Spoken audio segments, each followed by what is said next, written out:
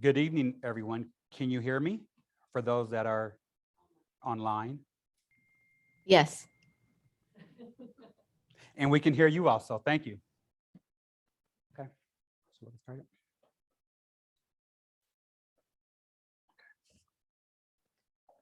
Okay. Wow, I'm nervous.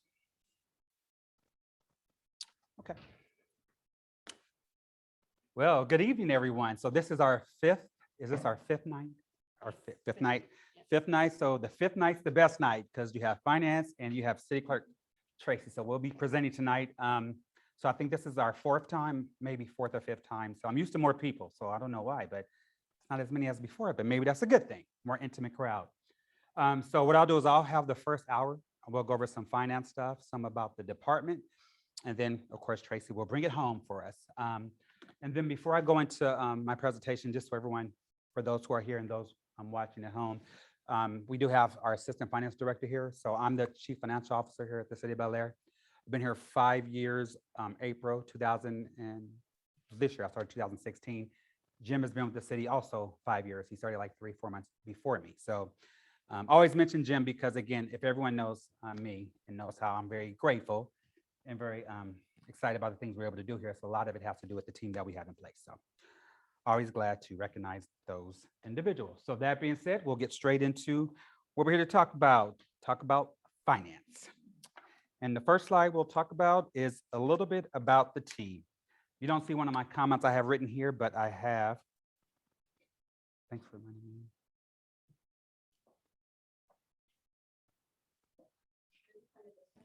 me.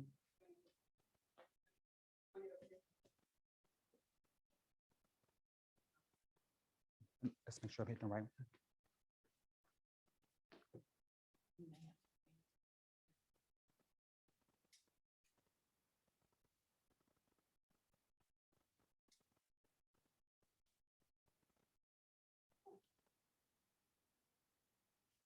Just a moment. Look. Sure.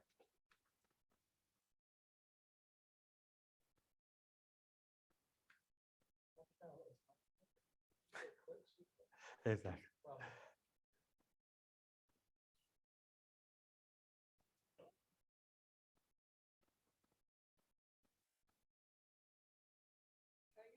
Okay. Are we good now? Thank you. Okay, now, so the first slide is basically what does finance do? So as I stated before, I'm the Chief Financial Officer here at the City of Bellaire, center focus here. And then if you see, we have some branches that lead out to what are some of the major functions that we handle here at the city. So for example, we'll start at the top. We have our utility billing department. So that's where we bill all the Bellaire residents for water, wastewater, solid waste. In that department division, I have 2 employees. Been here for quite a bit of time here at the city. I would like to highlight that. We also handle courts where we take care of Class C misdemeanors. We handle violations for ordinance issues within the city of Bellaire. And in that department, I have 2 full-time positions, one a senior court clerk and then a regular court clerk. We have a vacant position over there as of today. One of my amazing functions that I've been able to take advantage of since coming on board the City of Bellaire, as this function used to be in another department, is risk management. So in that area, I handle a lot of the property insurance, claims with vehicles, things of that nature, errors and omission insurance, things of that nature. So it's a very busy function, I would say. We work with Texas Municipal League. They are our insurance assistance company that works on our behalf. But again, it's a very busy function here for the City of Bellaire. Next, we have the investment management function. So again, that's where we invest the city's funds, idle funds. We have about a $35 million portfolio. I'm hoping I'm correct on that number. It changes, but that's pretty much close to the range of what we have as far as investments. We follow the Public Funds Investment Act here at the City of Bellaire, like all cities in Texas do. And again, that's a very strict adherence that we must follow as we're investing public funds here at the City of Bellaire. Another function, very busy function for us. This impacts every department in the City of Bellaire. It's our accounts payable function. We have an individual there, Sergio, has been here for about 6 months actually, transferred over from the courts division. But in that area, we pay a lot of our bills for services, for utilities, capital projects, anything other than payroll. It goes through our accounts payable function. And next we have purchasing. So purchasing is where we ensure that the city's procurement practices are within state guidelines, which are also our city policy. We wrote that policy actually 5 years ago. That was one of the first charges that the prior city manager, Paul Hoffman, gave the department. So myself and our purchasing coordinator, we wrote like an 80-page procedure or policy for the city, but we also created a very shortened version of about 8 pages for those that want to make it easy on them. But we're very prepared and covered in the area of purchasing here at the city of Bellaire. Here we have financial reporting. So again, that's everything. One of our major financial reports that we have is a comprehensive annual financial report, which the acronym has changed to the annual comprehensive financial report. Hopefully I got that right. And I know, Kathy, you're familiar with that. You worked at the county before. It is one of our main tools as far as reporting, but we also have more than that. We have quarterly reports, which are one of my favorites because it's an opportunity to cover the city from an area of more than just finances and just numbers. Because again, we're more than just numbers, we're everything. City of Bellaire. But so we have those. We have also our monthly reports. And then because we're so small and because Bellaire is so active, we have all kinds of reports. We get report requests at any given time. I could check my emails right now. I may have a request for a report. So we're never not reporting information out of the finance department. But the key is to make sure we're reporting accurate and timely information. Hopefully everyone agrees with me in that statement. So next we have debt management. So that's where we manage all the city's debt. And as we all know, here in the city of Bellaire, debt is a hot topic. And I'll talk a little bit about that as we move forward. But our portfolio, or as far as debt at the end of this fiscal year, will be about 110 million, depending on if we issue new debt that's left over from our bonds for Better Bellaire. If you recall, that was about a $53.98 million bond referendum that was approved by Bellaire residents back in 2016. So, and again, that's something very important. I will mention it later, but I'll just say it so I don't forget it. But when we look at debt here at this city, like when I'm compared to others, all of our debt is voter approved. And so what I mean by that is cities can issue debt through certificates of participation, certificates of obligation, et cetera. And basically your governing body can make that decision. Here at the city of Bellaire, the good thing is all of our debt has been voter approved, meaning it's general obligation debt. So I think that's important to remember that others that we compare ourselves against, they have varied issued debt instruments and we don't. And then our last area, which again, are one of our most popular areas, and we just actually went through the budget process. Here, our budget process starts, and I'll talk about that in a minute. Like I said, around February, March, it's about a 6-month process. But as I know, in working in finance, it doesn't end when the budget's adopted. It actually starts to breathe. Because once the budget is adopted, the main responsibility from that point is monitoring the budget, reporting on the budget. So it just never dies. It's a living document. So basically, this covers our entire finance department. We have 10 FTEs in the department. And I will say personally that I feel it's a very busy department. And the reason why, again, being a small city, we have to wear multiple hats, meaning working with other departments, making sure we can help them with their finances, helping them with their budget, because sometimes because they're small, they may not have the expertise that we have in the finance department. Yes. How does that 10 FTEs compare to our peers? Because it seems small to me. Well, It seems like you need more help. and that's a very, it's a question I feel like has a divided answer in a sense, but I think it just depends. I mean, for example, I know we're compared to West U often. I don't know West U like others because again, I'm not from Texas. I was born and raised in California, but I'm learning about West U. But You're from California. yes, no. We're going to have to rethink this whole decision. Too late, Andrea. I'm here. Exactly. Please don't hold that against me. Yeah. Yeah. You've changed me. Yeah. But I left. But look about I left for a reason now. Yeah. But so yeah. But we're I forgot my train of thought. But thank you. Yeah. So I think it just depends on the service delivery that you provide. So like, for example, in our city, Bellaire, and comparing our finance department, this may sound a little bit biased, but it's just my opinion. We provide a lot of information I don't see other finance departments provide. Like we do a monthly financial report that I've gotten some criticism, not harsh criticism, but it's just it's lengthy or someone has made comments, but the reality is it's the transparency. It's matter of fact, we're now getting an award for being a transparent entity. But the state of Texas is highly ranked in the entire country as one of the most transparent states. I remember I researched that before I started working here because that's one of the things I thought was beneficial in California. Not as much transparency as I would like, because again, I'm just the numbers, I'm just a messenger, and I would love to be transparent in doing that. And so I think it just kind of depends. Now, it also depends on your customer traffic, I would say. For example, we have finance, we have 2 utility billing clerks. I think, say, compare myself to a city like West Shore, I think they have 1.5. I don't really know the exact number, but I think it just kind of depends. Also, where our city's located. We're a city that, we're close to freeways, we're close to a lot of things that make us different than a city that's just our size. So I think it just kind of depends. And I think what it boils down to is just kind of what each entity provides in their service delivery and knowing what we provide. Because that's the one thing we're going to have to keep talking about on a regular basis. I think this is going to be prevalent is how are we spending the tax dollars? What are we spending our money on? I mean, that's really what this is about. That's what the budget is about. Is a plan, but it's a plan that can change. Like once you adopt the budget, it could change the next day because assumptions change. Yes, Andrea. I have a question, question for you. What percentage of your transactional activity is automated? So I don't pay our, I just advocate that responsibility. So, but, I know as a library, not in a negative way. Sure. They just don't take credit cards. That's right. Yeah. Which drives me bananas. Yes. And I think them too. Yeah. And I don't know why that is. Yeah. So how much automation do you have in your financial transactions? And I guess if you care to explain why some places don't take credit cards. Sure. Maybe it's a transaction that's tiny or whatever.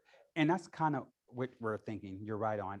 You look at the cost, the benefit. We did, and we're going to probably visit again, but we did look at credit cards in the library. We looked at the total amount of revenue they bring in a year, about 18 to 20,000. Looked at the cost to buy all the equipment to take those payments in, and then we looked at individually how much those payments are worth. I think. Do you remember what the estimate was? The dollar amount for fines, Jim? What they were? No. Sure. But we did do an analysis. Yeah. I mean, you can't be that, you don't have millions of dollars fine, so. No, it's not. It's The not. revenue library tax is minuscule. Yeah. Yes. And there is a cost, there's a monthly cost associated with just setting up a merchant services account process credit card payments through. Yeah. And then, like Terrence said, each of those little machines is about $750 to $800. Yeah. And it just, I know Mary really wants to. Yes. use credit cards, and we have been very hesitant Yeah. to You do see it how he's because not of the cost. advocating? Yes. That's yes. So Yeah. I'll elaborate a little bit. I don't know that we can tell you off the cuff Yeah. what percentage of our transactions are automated. We encourage all of our vendors to allow us to pay them by EFT checks Yeah. because it's For a much more discount for efficient for everything? us. No, we don't offer a discount. No, but- are you asking for it? No. We offer to pay you by electronic funds transfer and you get your money sooner. That's the main benefit. It doesn't entirely reduce the paperwork burden because they still want to receive, most of them, in the mail, a voucher that's similar to a check so that they can easily reconcile the bank account. Yes. But it is helpful for us and it does cut down our costs some. On the utility billing side, a high number of our utility billing payments are either automatic ACH draws Yeah. or automatic Credit card. Yep. Mhm. High percent, the vast majority. Yeah. And then other ones go through a lockbox. Yeah. The amount of people that pay at the window in cash Yeah. or call up to make payments is relatively small. Yeah. And we're trying to minimize it even more all the time. Yeah. There are certain people that just, it's part of their day or They want to come. They want to come visit us. Exactly. Yeah. maybe we get less friendly people. Exactly. And the thing that helped We us. do encourage it. Yeah. And the thing that helped us a lot was the pandemic. Because of the pandemic, a lot of people wanted to have more automated services available to them. And so, Yeah, we also automate the bill itself. We encourage people to sign up for e-billing. So you just get an email with a PDF copy of the bill instead of us mailing. That saves us money. exactly. Awesome. Okay, so now what I'll move on to is to tell you how the city is set up from a fund structure. So here in our governmental world, we have what is called funds. So we have two separate type of funds. We have annual appropriation funds. So what that means is those funds, those budgets will, at the end of the year, elapse, meaning they will close out. And then we also have multi-year appropriation funds. And so those are funds where they are allowed to carry over from year to year by our charter. And here you look at our general fund, our enterprise fund, debt service fund. If you ever hear me present a monthly report, I always speak about those as our three main operating funds, which they are. And then the way I see the other ones, they're more like capital in nature. Again, capital projects normally take more than a year. So based on our charter, we're allowed to carry those funds over from year to year. Okay. Budgeting, as I said, that's one of our main responsibilities. It starts during March and it never ends, and that's a good thing. So how do we budget? Where does the money come from? Where does the money go? Does spending tied to city council priorities, and then debt? So these are the areas that I'll talk about briefly as we look at those subject matter areas. So how do we budget? Has everyone seen this? This is one of the strategic models that we use here at the city. It just kind of shows by planning over time, starts with 1 year, goes out to 20 years. So for example, our budget, of course, takes 1 year. Some cities actually do 2-year budgets, but we do 1 year budget here. Department service plans, if y'all are at our council meeting or watch it next week, there will be departments presenting soon on the department service plan. So that's something you'll see at one of the council meetings. Then we have our fiscal forecast. That's a very important tool here at the city. I think we started that like 6 years ago. Again, this looks at every decision that we make today and kind of looks out into the future, how that decision today may impact us. So again, it's a very fluid tool, but it's very helpful in allowing the city to plan for the future. Next, same horizon is our capital improvement plan. We do a 5-year capital improvement plan that we bring to council for approval review, but we only budget 1 year at a time. So even though you look at a 5-year CIP plan, you're only really appropriating 1 year at a time, but it does cover a 5-year horizon. We have other boards look at that. We have our planning and zoning board and then our parks and recreation board. They assist with putting that document together. And then I mentioned the council priorities. I think the last time the council priorities were amended was 2019. Hopefully I'm right, but I'll go over that too. But again, that's part of what we discussed during the annual budget process, where council looks at the priorities, see if they want to change the priorities. They're very high level, but we'll get into some of those and then kind of how we support council's priorities with some of the finance department's responsibilities. And then the last thing is our 20-year comprehensive plan. So again, I'm not an expert at that, but we all know that's the plan that governs how the city is going to look, the things we're going to do, how we're going to build, what we're not going to build. And I know that's a hot topic, again, in our city, because we're always looking at what we're doing with our future. So again, this is how we strategically plan and prepare our budget. Now, one thing I will say, and I'll do this quickly, is our budget normally starts, like I said, in March. And then in April, we have what we call budget kickoff meetings. In June and July, we start to meet with the departments. We start to have discussions, and then we start to work with the city manager to prepare information for council to review and start to get ready to adopt the budget. Normally by July of each year, we present a proposed budget, knowing it's going to be adopted the second meeting in September before the fiscal year, which starts October the 1st. And I should have said that from the beginning, but our fiscal year is October 1 through September 30th. And then of course, the fun part is getting the tax rates set and all that stuff, because again, Bellaire, like any other city, is very dependent upon property taxes. And again, more than others. And we'll talk about that a little later also. Okay, so the next slide. So where does the money come from? So here we're going to look at the general fund as a whole, and I do have that right, yes. So where does the money come from? The main source of revenue. Yeah, it says category name percentage, where it should say property tax. It did throw me off a little bit. I'm paying, yeah, I thought that. Thank you. Yeah. Okay. Ignore us. So thank you. Yeah, well, it was a test question. You got the answer right. So for those participating Yes. virtually, you might need to tell them that's property tax and 63. Yes. For those of you participating virtually, as stated, the category name and percentage, it's actually property tax, and the percentage amount is 63%. And again, we're going to email it out to everyone too, so you have a good copy. Okay. Okay. We got handouts for you too. Yeah, we got a presentation and we have handouts. We'll send a presentation too. Thanks, Andrea. But again, I don't think that's no surprise here at the city of Bellaire, but 63% of our, general fund revenue comes from property taxes. Our other large revenue source, second largest revenue source, is franchise fees. And the next largest, well, it used to be sales tax, now it's permit fees and licenses, 6%. So, but as you can tell, we're heavily dependent upon property taxes in Bellaire. Yes, In Kevin. one of your presentations weeks past, you had this and you compared it to another circle, whatever the time frame was, 90 or 1983. 1995. 95, right? Okay, Yeah, right, and 95. it's in here too. Sales tax was 12%.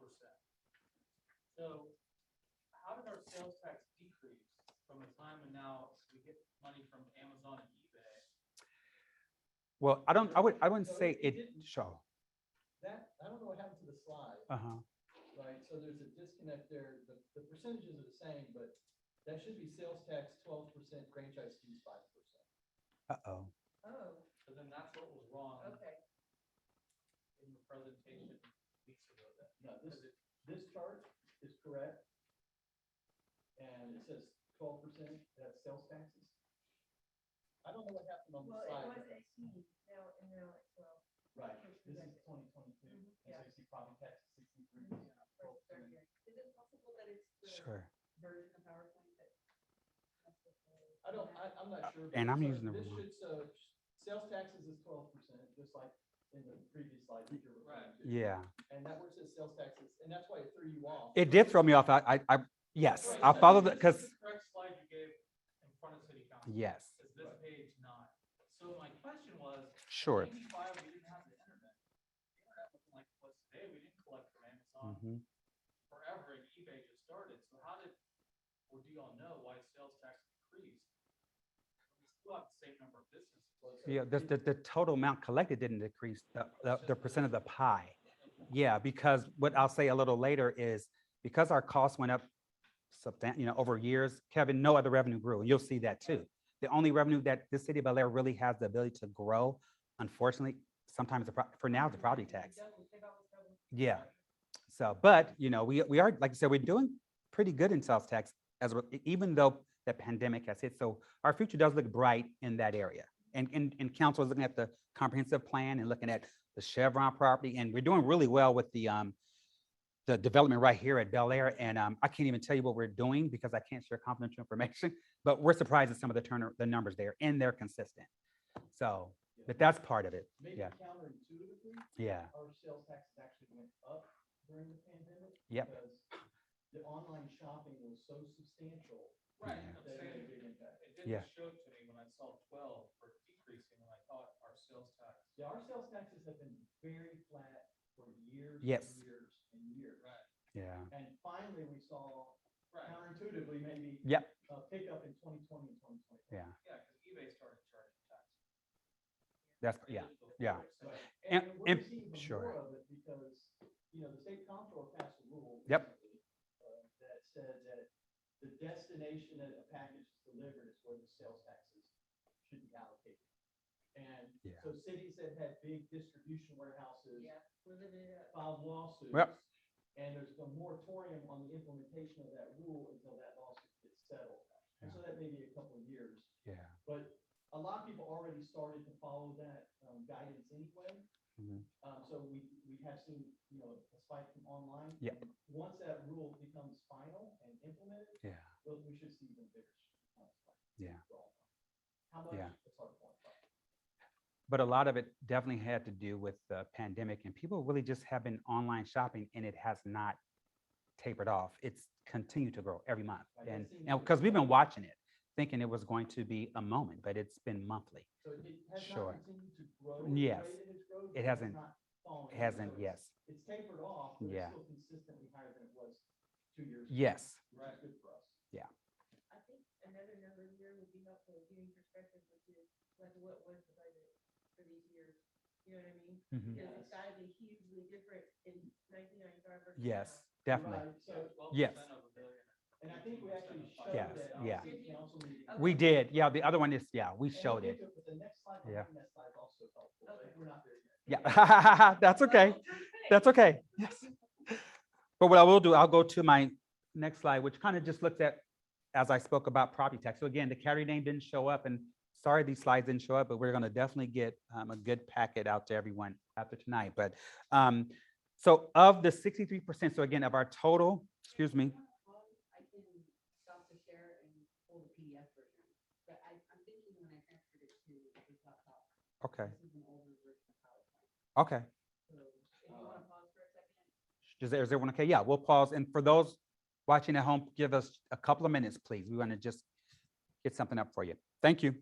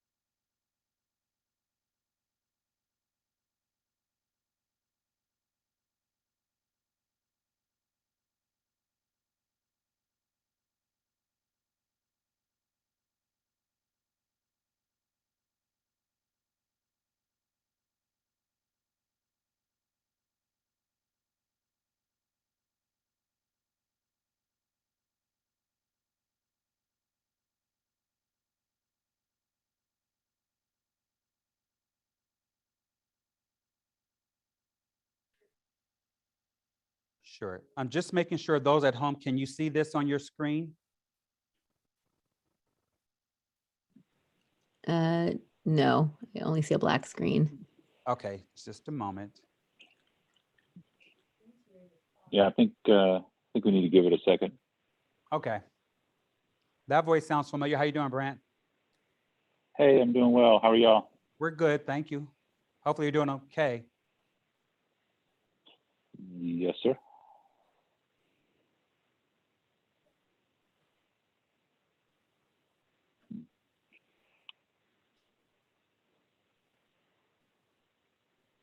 Yeah, it's still not coming Okay. through. Yeah, we're trying to, because we see Might at the need to top, it says pause.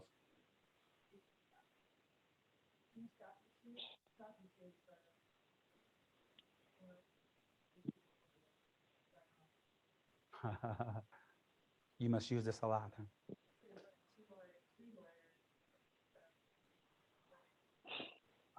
Hmm.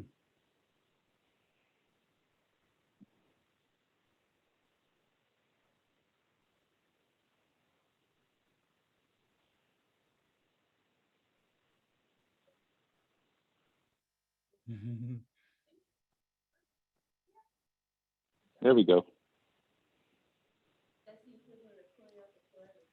Ah, new life. Yep, thank you. Yeah. Okay, so now a closer look at the property taxes here at the city of Bellaire. Oh, They're not seeing this, they're seeing something different. oh, I'm sorry. They're seeing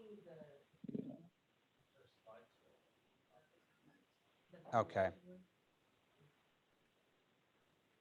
Just one more second, everyone. No, you're good. Mhm. Okay. Okay, okay. Okay, so of the 63%, so 63% of the general fund's revenues come from property taxes, but I wanted to break this down a little more detailed to show you of the 60%, 86% of our property taxes are associated or attributable to residential, while 14% is commercial. So what that means is $12.6 million of our residential is part of the 14.6. So as you can tell, we're not as, I guess we're heavily dependent on residential, and some may say it's a good thing, some may say it's not a good thing, but this is the makeup of how the city of Bellaire collects its property taxes.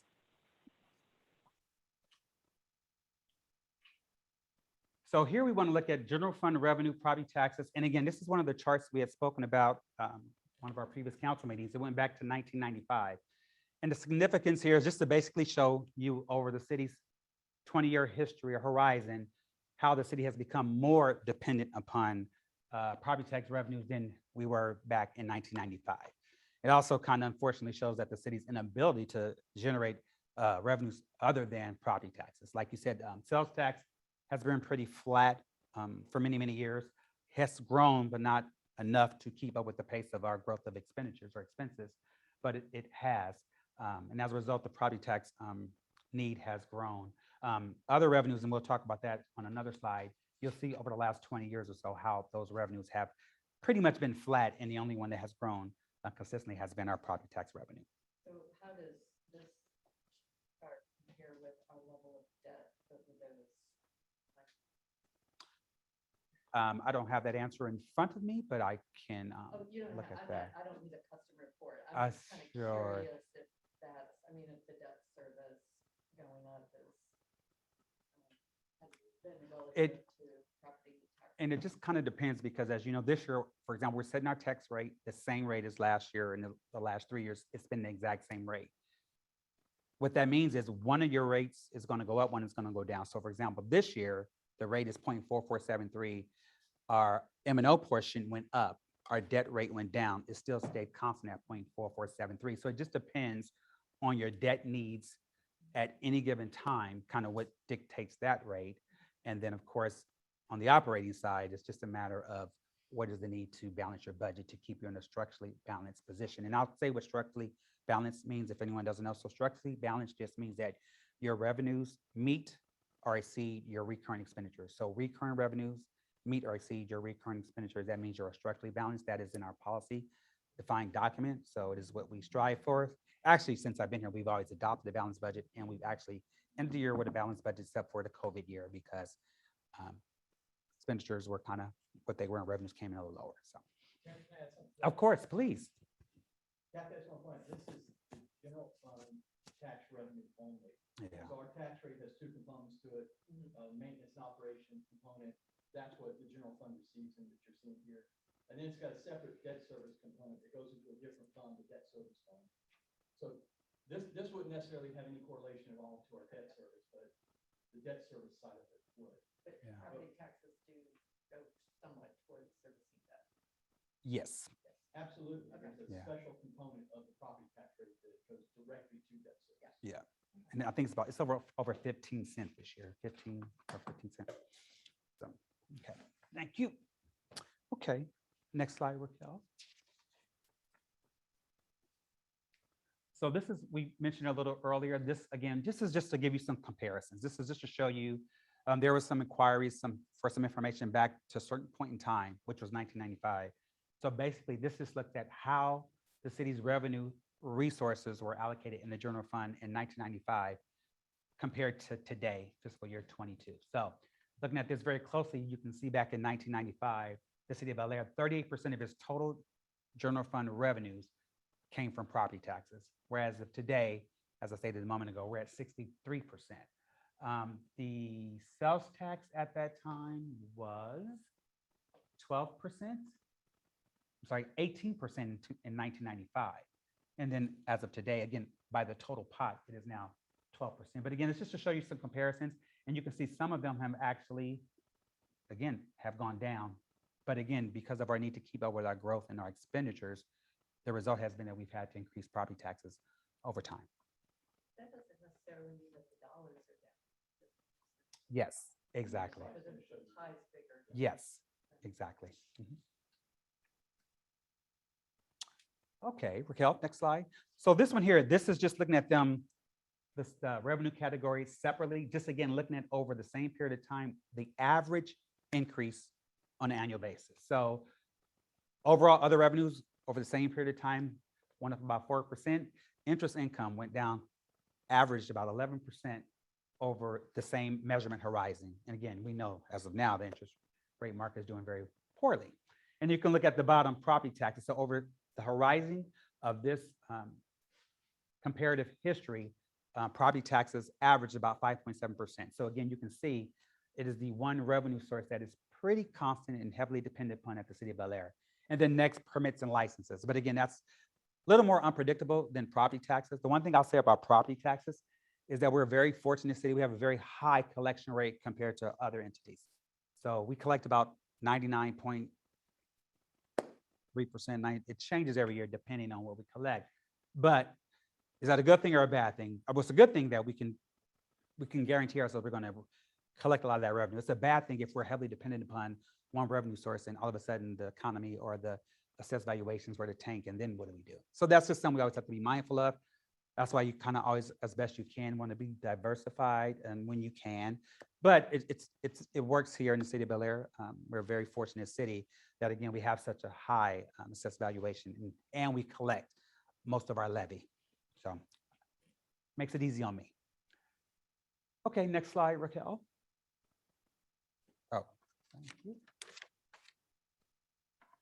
So this one is going to show you where does the money, as far as your tax burden and as a Bellaire resident, how is it allocated? So the average Bellaire resident pays about $16,727 a year based on the average home. Of that amount, 20% goes to the city of Bellaire. And I'm gonna tell you a little in just a moment how it's allocated based on our expenditure categories, but $3,321 is the amount of your property taxes that comes directly to the city of Bellaire. And 49% actually goes to the Houston Independent School District. So about $8,000, over $8,000. 26% goes to Harris County and various Harris County agencies. So about a little over $4,400. And then 5% goes to Houston Community College. So again, this is based on the adopted tax rate in the budget of 0.4473 for every $100 of evaluation. So I'll chime in there.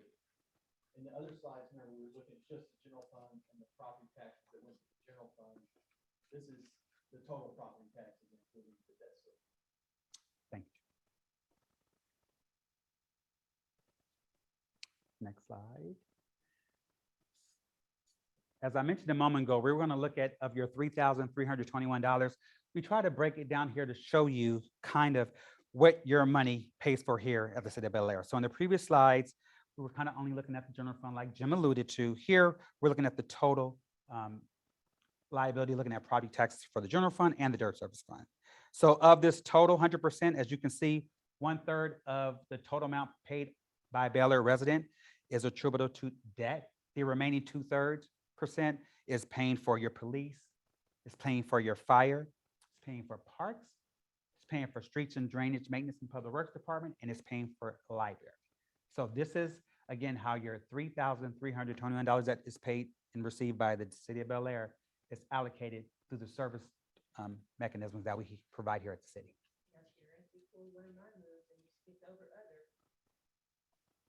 Other, 20%, $651. It includes administrative services, department services like myself, finance, courts. So those administrative departments. Thanks for asking that. I think development services is in there. Yes. Mhm. IT, HR, finance, legal. Yeah. Thank you, sir. Yep, and legal. You did mention legal, right? Yeah. Okay. I'm sorry, huh? Sure, let's go. Let's go. Yes. So here we go. We're gonna look at where the money goes. So it's one thing that, because one thing you got to do when you have a budget, you can't spend what you don't have. So now we're gonna look at what our spending patterns and how those break down. So again, looking at general fund, the biggest expense in the general fund is our public safety expense. That's police and fire. So of our total budget, about 44% of that is paid to those areas of service. Second biggest expense is our cultural and recreation, parks and library. Of course, quality of life is very important in any city that you live in. So that's our second biggest expense. And we did ask earlier what administration includes. And again, that's city manager's office, human resources, information technology. Oh, thank you for the blurb. City clerk, finance and legal.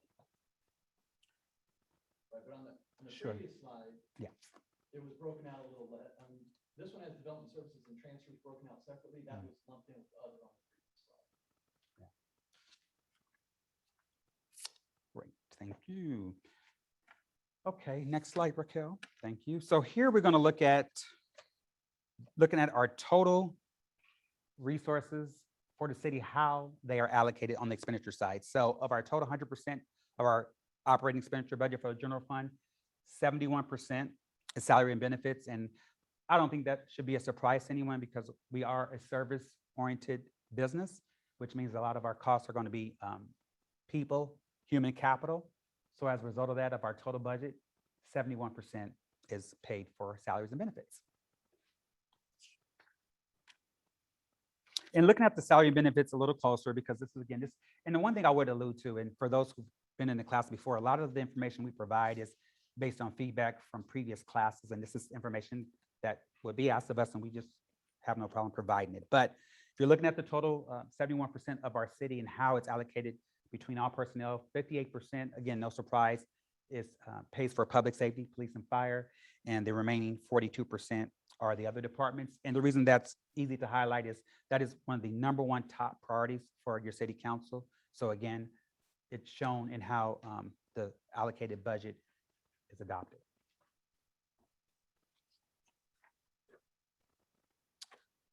So that was the general fund. Again, that's our, in my opinion, the most discretionary fund here at the city. So our main operating fund. Now we're going to talk and look at our enterprise fund. That's where we collect for our water, wastewater, solid waste, and other. So looking at the enterprise fund of 100%, 50% of our budget for revenues is for water sales. So again, for those individuals watering their yards, sprinkler systems, filling your pools, things of that nature, it all comes under that category. And then our second largest category of revenue in the enterprise fund is our wastewater services. So that's for our sanitary lines underground. And so that's about 30% of our budget. And the third largest is our solid waste, and others just miscellaneous revenues. So again, this covers our enterprise fund.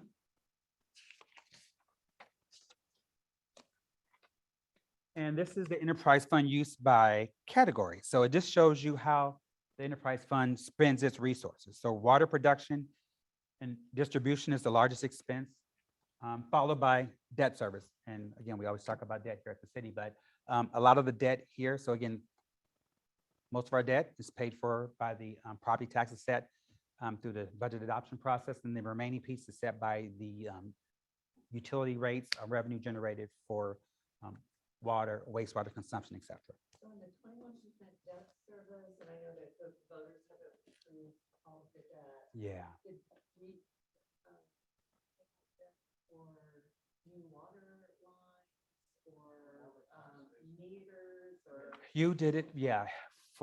We have a AMI water meter project. I think it was 2017. So you have all new water meters, and then you also had enhancements done at the wastewater treatment plant to some of the equipment, things in the water lines and things like that. So it's a little bit of everything. The debt is, you also have debt for the municipal facility. That's, Sure, taxes.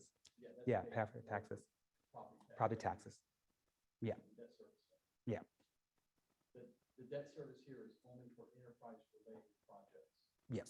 So it is mostly water lines, water meters, wastewater treatment.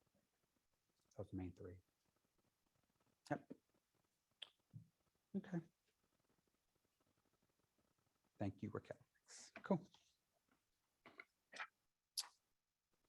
Okay, so looking at the enterprise fund, this just breaks it down by the types. So again, looking at the enterprise fund, what types of expenditures take place? The largest is our materials and supplies. And in there, that's where we purchase our surface water from the city of Houston. At the city of Bellaire, we pump half of our water through our underground tanks and things of that nature. And we also purchased 50% from the city of Houston.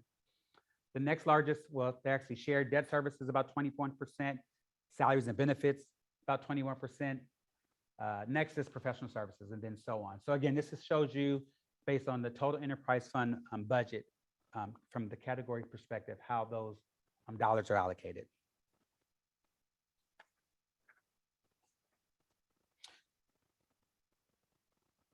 Okay, and this slide just shows you of the total for materials and supplies. I've spoken about that. That's one of our second largest categories. It's actually the largest category. I'm sorry about that.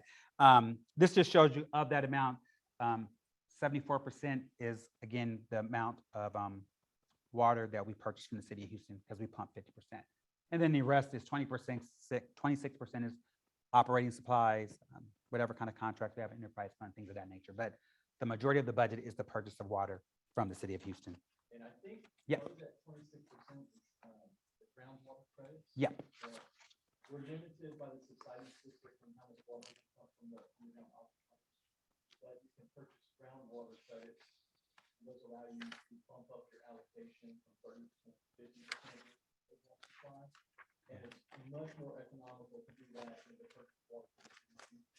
Yeah. And so we do purchase groundwater credits of about $100,000. $170,000 a year we spend on that. Yeah, And I think that that's part of one of the large items that we cover. it is. The, The sub- sub- Houston- They have the a trade subsidence bank. district, The subsidence district. it's a really overly complicated program that provides educational Yeah, conservation, incentives. Yeah, opportunities for elementary school, yeah, junior high school kids, because they determine that's the age where it's most impactful to learn about conservation. And so they have targeted programming for that. And you buy these literal physical certificates that they ship to you. It's not efficient. very manual. You keep track of these physical certificates and then you submit them back when you want to redeem them for your usage. It's an Exactly. educational thing that's sponsored by the Houston Galveston Society. So it really doesn't have anything to do with, oh, I don't, some other jurisdiction doesn't need the credits. It's not about the not- subsidence. Well, it's about subsidence because Yeah. you're limited on how much you can pump from the ground with limit subsidence. Yeah, They'll let you pump more, but they're going to use that to educate so that future generations will Okay. be more conservation minded and that in the future they'll Okay. pay less also. It's not like the emission credits Exactly. that I know of, Or like my the business, phosphorus where you have to credits. buy them from somebody who doesn't need them. 'cause Yeah. they stay. They're not. but Thanks for these sharing. You Oh. can sell these from one municipality to Yeah. or one jurisdiction to another. yeah, Yeah, that was like, yeah. Okay, Raquel, thank you. you're just like, get us off. No, no, what, I'm gonna make sure Tracy, no, Tracy, I want to make sure she has her time. I'm going to hear it later to bring up groundwater. Oh, no, you're not. It's a boring topic. No, you're not. Okay, so here I did speak earlier, because again, a lot of the budget, the development of the budget, the whole process, it stems and starts from our council. Our council is a governing body. It's their budget and we're putting it together for them. And it starts with their priorities, which then lead into their strategies and then activities that support those layers. So again, I'll go over those in just a minute. But all of the activities, so it starts with the council priorities, but I'm going to focus on activities and they're derived from our strategies. But on the next slide, I'll show you kind of what those look like. So here at the city, for us, we just have one main city council priority, which is ensure continued and sound fiscal policies and effective budget oversight. So on this slide here, it'll show you, again, we'll start with the council priority, and then we'll have some of our strategies and then those activities. And again, a lot of our activities are duplicative. So I'll touch on a few. But so here we look at our strategies, continue sound fiscal and budget oversight. So we do that by our 5-year fiscal forecast, which I did mention earlier. And again, not every entity does these 5-year fiscal forecasts. I feel personally we spend a lot of time on them. Council's very familiar with them and council expects to see them. Not only that, we have to make sure we update them on a regular basis. So again, it's a very good tool for sound fiscal budget management. I did mention structurally balanced budgeting. So again, it's in our comprehensive financial management policy statements, and most entities do follow this, but you want to make sure you have enough recurring revenues to cover, again, your recurring expenditures, because they're recurring for a reason. They're not going to go away. Next, we have thorough budget development process. Again, so I guess I could brag about this, but when I first started working at City of Bellaire, the budget function was in a whole nother department. Well, it was in the city manager's office. It was given to myself and Jim when we first started here. And we created what I consider a very thorough development budget process. It starts, like I said, March. Well, it starts in February when we start to project how we're going to end the current year. So in this year in March, I'll start working on projections to start building the foundation for the 23 budget. Once we do that, we prepare calendars. We start to meet with each department. We just go through a very, very detailed process. And again, we can always do better, but in my opinion, it's a really good tool to make it very obvious that the budget takes efforts from everyone. It's the city council's budget, city manager's budget, but all the departments have to play a part. All the departments should have input. All the departments should be accountable to their budgets. And that's why this process, in my personal opinion, helps bring that to fruition. The monthly quarterly reporting, I did mention that before. I know our reports are rather lengthy, but again, they're going to stay that way. Staff is very comfortable preparing all the information. The departments are very comfortable providing the information. And there's a lot of feedback that comes from those reports. Again, we're trying to be as transparent as we possibly can. Next, we have the annual audit. Again, that's a big deal for the city. We hire an outside independent audit firm that comes in and audits the city's books. The city's been very fortunate to get very clean audit opinions. We do have findings. I mean, no one's perfect, not even Bellaire, but they're minor findings. They're findings that, again, we always can do better. So that's the good thing about having an external auditing team come in. We have the Certificate of Achievement for Excellence in Financial Reporting. I want to give the number of years. I think we're going on 30-something years in a row of receiving that financial reporting award. That's from GFOA. And so, again, it's another example of the city of Bellaire meeting the expectations and standards of GFOA to receive that award every year. And then for the last 4 years, we're going to knock on wood, we're going to go for 5, because we're going to be submitting very soon for the Distinguished Budget Presentation Award. Again, it's an award that recognizes and represents transparency. Budgets used to be 20, 30 pages. All entities have very voluminous budgets, not just Bellaire, but we're all shooting for that award, making sure you're providing detailed information to your constituents and making it also easy to interpret. Because some of the stuff we do in government or any entity can be very complicated if you don't work in an entity every day. So the budget tool is very important. We take it very serious here. Another thing we do get the budget award, but we do this thing called the Budget in Brief. We just started that 3 years ago. And what the Budget in Brief does, hopefully you've seen it. If haven't, I'll send it to you. But it takes the 200-something page document and it takes it down to like 12 pages. It's a high-level document. I learned it in California. It's a tool that most cities like. So far, it's been taken well here because for someone that just wants to see high-level what the city does and doesn't want to read 250 pages, it's a great tool to have. So I'll make sure you all see that. Okay, so next we manage fund balances. I'm not going to get into the detail about the 5-year fiscal forecast because I mentioned that. Structurally balanced budget, we talked about that. The budget process, monthly reporting, annual audit, we talked about those. But again, one of the things we try to do at City of Bellaire, we want to manage our fund balances. We have a comprehensive financial management policy statement that says we should at least have 60 days of our operating expenditure budget for the general fund, same thing for the enterprise fund as one of our main ending fund balances. Here at the City of Bellaire, we always exceed that number since I've been here. It's also very complimentary when I'm sitting with the rating agencies and they're talking about maintaining our AAA bond rating. It's very positive for us to end the year with a positive fund balance and a little bit better than what we budgeted. So Terrence, we do well there. to Sure. Reduce it from 60 days to 30 days after Hurricane. And it was enterprise fund. Enterprise fund? And there's good news there, remember? Because we were going to do it for a couple of years. Right, but we were able to come out of it quicker. We came out of it quicker. Which is- Yes. So at least we come clean. And we were very transparent about that, even with the rating agency. I had to come clean about that. So thank you for. And again, that just reminds us of how we too can refine something and do better. And that's what we did. Who does our annual audit? Who's the firm? Whitley Penn, Okay. and this is their last year. Yeah, well, rotate every five? Every 5. But let me be honest, we're going to do an RFP and go out there and look to rotate every 5, but we'll see what happens. And And this is actually their 6th year. Because of COVID. Yes. We did not do the RFP last year because we just thought there's a lot of interaction with the new auditor. I know. Lot.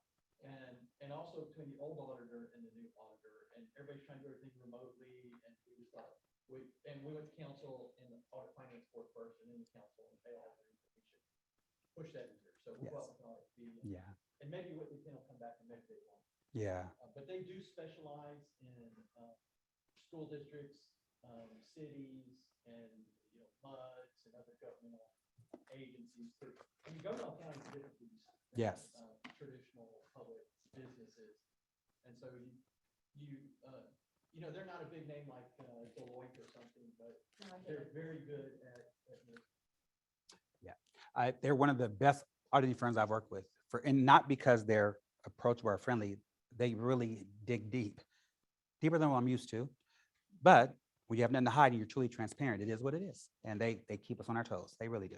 So I do appreciate that. Thank you, Jim. So next, remain good stewards of taxpayer resources. So one of the things we do in that endeavor is public nature of the budget process. So as again, trying to be transparent, I'm trying to share with you how we put calendars together, and that information is available. We share it. Don't have a problem with that. But that's one of the good examples of the ways we try to be good stewards. Next, public nature of the tax rate setting process. So we try to do that publicly, try to provide as much information as possible. So there's no surprises. We have public hearings. We do everything we can, hopefully, to make sure Bellaire residents understand how the tax rate process will impact them. And if they have concerns, they're very much welcome to come to our hearings and share that information. Budgetary controls over purchasing. Again, that's just another tool of how we try to make sure we have purchasing policies that we follow. We try to make sure we do competitive comparisons when we can, meaning we just don't go for the nicest business. We go for the most affordable, most effective for the taxpayers' use of their dollars. Monthly reporting, I did mention that a moment ago. I'll keep moving past that. Transparency via posting to the website. If you know, we now get the Transparency Award from the Comptroller's Office. We get it for our debt reporting and another area. traditional finance. Thank you. Traditional finances. So I think the goal is to get to 5, but we already got 2, and we'll keep working toward that endeavor. Bond refundings. As you all know, I just went to council recently to get authorization. We're going out to the market to refund some of our bonds. That's one of the most advantageous things I think we can do for Bellaire residents is always looking at the bond market, always looking at ways to reduce total debt. Can't reduce principal unless I pay it off, but I can reduce interest costs over the life of the debt. So we always are good stewards in looking at those on a regular basis. Let me mention, just happen to have it Sure. pulled up on my phone. Please do. Looking at it since 2009. I know that number. Right, we've done 1, 2, 3, 4, 5, 6, 7, 8, 9, Mhm. 10 refinancings of bonds. Yeah. Over $100 million Yes. of principal refinance during that Mhm. time. Savings. And the savings, the net present value of the savings of that is about $8.5 million. Yeah. Those refundings. Yep. So we did 1 in 2009, 1 in 2010, 1 in 2011, 2 in 2012, 1 in 2017, 1 in 2019, 2 in 2020, 1 already in February this year, and we're about to do, already got the second one approved. Yep. in the works, so Yes. we'll have 2 in 2021. Yeah. And of course, we only do these when it's favorable and save money. It's all part of our financial management policies on Yeah. how much money It has to we be, should yeah. seek to save before we go through the exercise of doing it. And our minimum is 3%. So if it's not going to save us more than minimum of 3%, then we don't even move forward. Yes. Yeah. Yeah. Thank you. And then the last thing is our investment policy. I mentioned it a moment ago. We have a Public Funds Investment Act that we must follow here at the city. So myself and Jim, we must go through training every 2 years for 10 hours as a result to make sure we are implementing our investment policy accordingly, making changes on an as-needed basis. But again, it's another way that Bellaire residents can feel very confident that the city's investments are following the Public Funds Investment Act. So is that kind of keeping them at treasury rates? It's over, yes, very conservative, yeah. And that comes from California, if y'all remember when y'all threw me under the bus. Because, well, I was there when California had that. Yeah, thank you, Andrea. She didn't mean it though. But seriously, that I worked in California when they had the Orange County debacle with the investments. And because of that, all entities, especially California, I think this one too, they had very, very stronger, very restrictive investment, standards because out there they weren't as strict, and as a result, things happen. Only things we invest in here oh, go, are U.S. government securities or agencies yeah, or the Texas Public Investment Pools. Yeah. Which follow the public funds, and they're specifically set up for governmental agencies to invest in so that it follows all of the public fund requirements and gives you maximum liquidity. Yeah. And those rates float, like you can't lock in, can you lock in a rate? you can. We do. We have some that we do lock in. Period of time. Not 5-year, but we Right do, now, we do, Right we now, do. everything we have is in the pools. Yeah, Um, we have some but, securities. We have in the past, Mhm. purchased individual securities. Yeah. Usually treasury securities or anything else. But- Always treasury securities. And since the market is kind of just as favorable in the investment pool and it's liquid, you might as well leave it there. But I went to a training summit today and they talked about the next 6 months. There was an individual from Texas A&M. He said the rates are predicted to go up.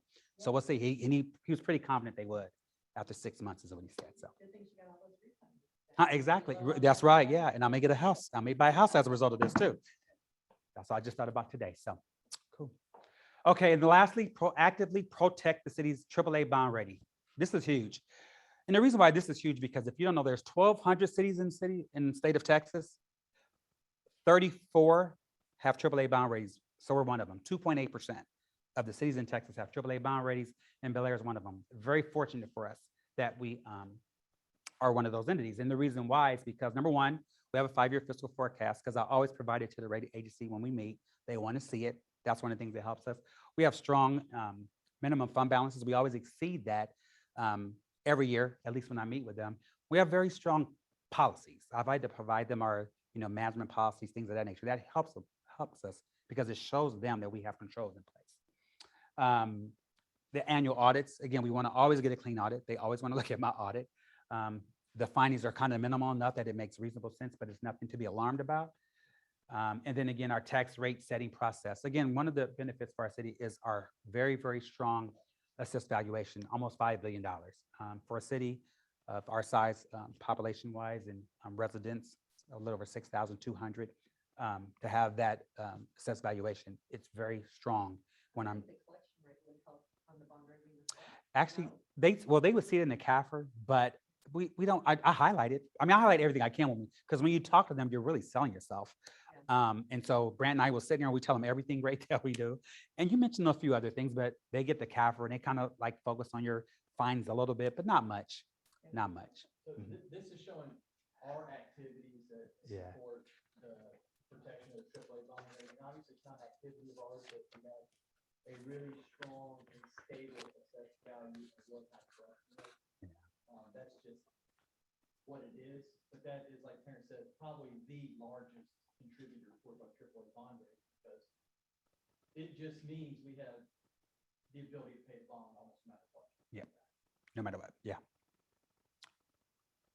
That's Ready? what the bond rating is. And Yeah. rating creditworthiness. Yeah. And as a matter of fact, I'll share this tidbit. It's not a big deal, but we've done so well this year with all the information we provided from our refunding this time. I don't even have to have a meeting with them. Yeah, they sent me over all the questions because we do a really good job providing really good responses. Jim does a very thorough job for us, and I appreciate that. And so as a result of that, we're not going to have our call. We're just going to send out the information, and we're fine. So since I've been here, it's the first time they've done that. It is. Sometimes those rating agencies aren't that nice to talk to. In California, I did not have this experience, and it's like night and day. I don't know what it is, but you're right. It's not been stressful at all, not one time. This issued a rating for us in February, Yeah, and since February, it's so recent. our assessed values went up 3.3%. Our sales tax revenues have continued to get better. Yeah, Things are returning more to normal, not less. And so they know that the general environment has improved a little, and since they're very recent rating. Yeah. So that's all. okay. Yeah, I'm almost done, Tracy. I got finished. So real quick, More slides, that's all. what drives our debt? So here, 53% of our debt, streets and drainages and sidewalks, and my colors are hard to read, but I'm assuming 19% are municipal facilities, and 4% is the park. So again, this just shows you how our debt is allocated and what pays the bigger portion is. We all know and we should be prepared for is flooding in the city of Bellaire, streets and drainage. There's a lot of where our cost for debt goes to. That slide, okay. Here, this is a slide that just shows you what our debt portfolio will look like at the end of this fiscal year. So as of 2021, you see we had $111 million worth of outstanding debt. By next year, because we usually pay off about $5 to $6 million a year principal, really close to $6 million. If that were to happen, meaning we did not sell the remaining authority from 2016, at the end of 2022, we'd be a little over 100 million, so 105 million. But if we sell the 6 million, then you'll see we'll be at 111 million by the end of next year. Yes, sir. Previous slide, you had 15 and 9% water and wastewater debt. Explain that, please. That means we don't collect enough to cover our expenses, or what's the debt? The debt is. Sure. we Oh, oh. have debt in what's called water line Yep. Mhm. and this water is- meters. so- Yeah. Yeah. Okay. Yeah. That was just a summary graph of our other two graphs were part of it. Well, no, Yeah. this is a graph of the currently outstanding Yeah. principal, why that principal is issued. Yeah. 53% of it is issued through street drainage projects. 10% of it was issued for the building you're in and the police. Yeah. And the fire department. Okay. And, maybe a little bit on the remaining on the Parks and Rec building. Yeah. 4% was basically Evelyn Park and Nature Discovery Center. And the wastewater treatment plant and water lines. And 24%. Yeah. Cool. Okay. And so the last slide, okay, so here we get to tout and brag about ourselves real quick. So these are some of the accomplishments we have at the city. So again, we have the Steward and Transparency Award. We just, for the first time, are getting it this year. We have our AAA bond rating, which again, I'm very grateful for. I have never worked for a city with a AAA bond rating. I just thought I would add that. And hopefully I don't ever have to worry about it again. I think we're going to maintain that. I mentioned our two transparency stars here, the traditional finances and our debt obligations. There are 3 more we're going to shoot for. So we'll be working very hard in that. We have our GFOA Certificate of Achievement for Excellence in Financial Reporting. And then lastly, we have our Distinguished Budget Award. And as I stated earlier, it's 34 years. So we have consecutively received the Comprehensive Financial Award since 1984 through 2018.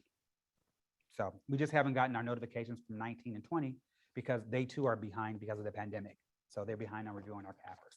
But I'm pretty confident we'll receive those also. So now what I do have, I'm not going to go over these, but I have, you guys just have handouts. These are just informational. Andrea, Kevin, you may have even seen these before. I mean, it's just information we try to provide so you can see how Bellaire compares to other entities like us, meaning those that are small cities within a certain population range. They're enclave cities that are, you know, in the middle of other entities. So it's just a comparison just for you to review. And then we also include, huh? No, Really? everything's on next door. No. No, this is already on next door. They don't like this chart. It's a whole. Which one? I'm sorry. the proper capital chart. Oh. But yeah. Okay. Okay. Yeah, but again, and Kevin, everything that's presented is just for informational purposes. There's always questions about how we compare, how our money's spent. I mean, When people are complaining what you picked or who you picked to compare. oh, it's, well, and honestly, it wasn't who I picked or anyone picked, but I see what you're saying. But I know, but we tried, because we changed it twice. Right. These weren't the first cities that we chose, but if I'm not mistaken, Andrea, you're one of the ones that gave us feedback on this. I did give you feedback. I'm so glad I remember. So because of the feedback, we try our best to then, Why you have a picture of my face in your office and you throw darts at it? never. That's not true. But she's right. But when she brought to our attention, there was a city called Forney, I remember, and she was like, why are we looking at Forney? I don't know why I remember that, but I do. But because of that, we tried to repackage it. And this is the list of list of other communities that we came up with. So if you have others that you think we should be looking at, we're just an email away. Have no problem with looking at that because, again, the goal is to provide transparent information. Huh? Like posted, you asked, they would ask you for more cities. Oh, okay. This is all public information. Is it Yeah. on the website? Sure. Yeah, yeah, yeah. Well, these two things for tonight. Uh-huh. We haven't posted to the website yet. I haven't put the name of it. Last year's would be on the website, the year before that was on the website. Yeah. before that was on the website, same kind of information. Yeah. And we update it every year. So as we get more information, budget information from each comparative city, we didn't update it. So, well, you all, I do appreciate your time. I appreciate your patience. I appreciate your feedback back and forth. It was very interesting, and I just appreciate you all participating in this academy. It's a great thing. No, thank you.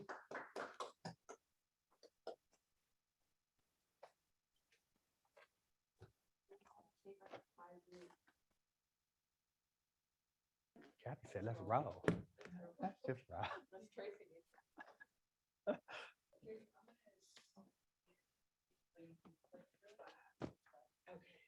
Oh, man, I thought I didn't have my phone. But Tracy, let me, I do know how to do this.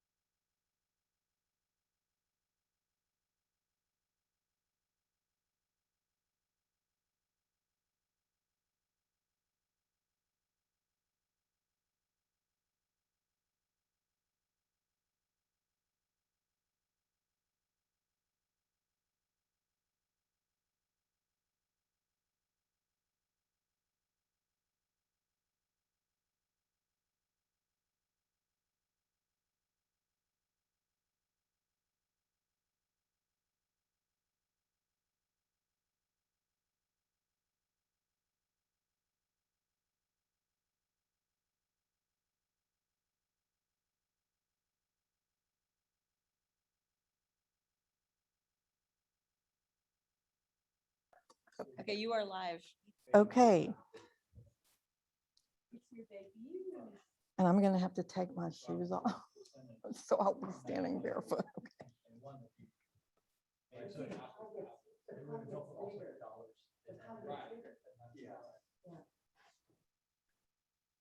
Okay, well, I think I do know all of you. I don't think I know Lori. Hi, and Brian, is that Brian Witt?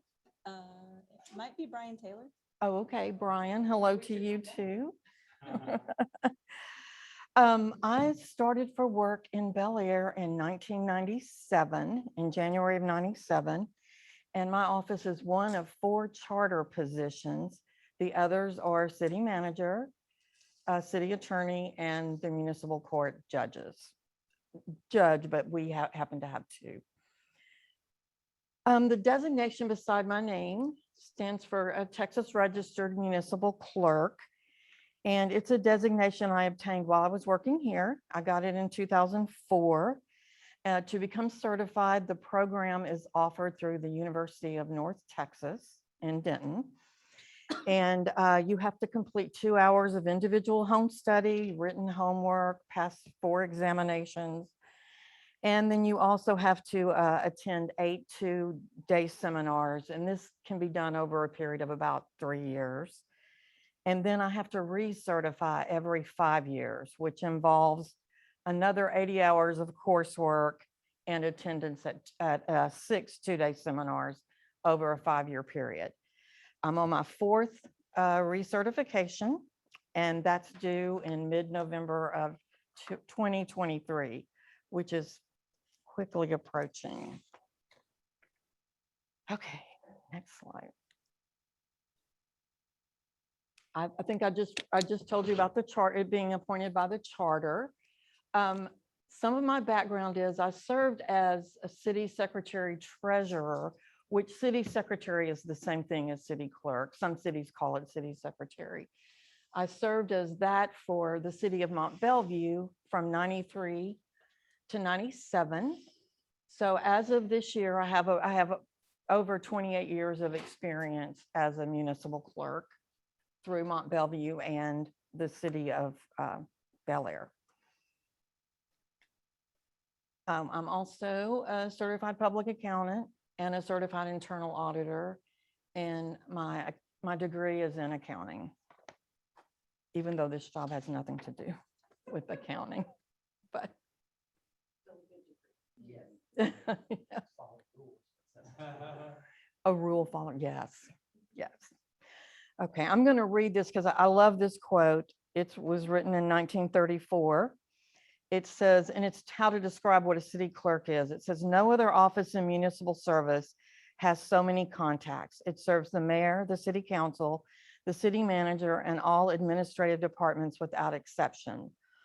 All of them call upon it almost daily for some service or information.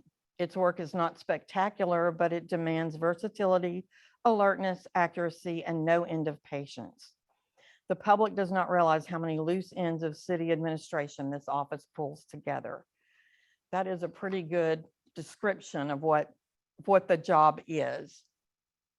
It's also city clerk is one of the oldest public servant roles in local government. It had many different titles. In ancient times, it was referred to as keeper of the archives. And before writing came into use as remembrancer, because their memory served as the public record. In ancient Greece, each meeting began with the city clerk reading aloud the documents to be considered and pronouncing a curse on any who would seek to deceive the people.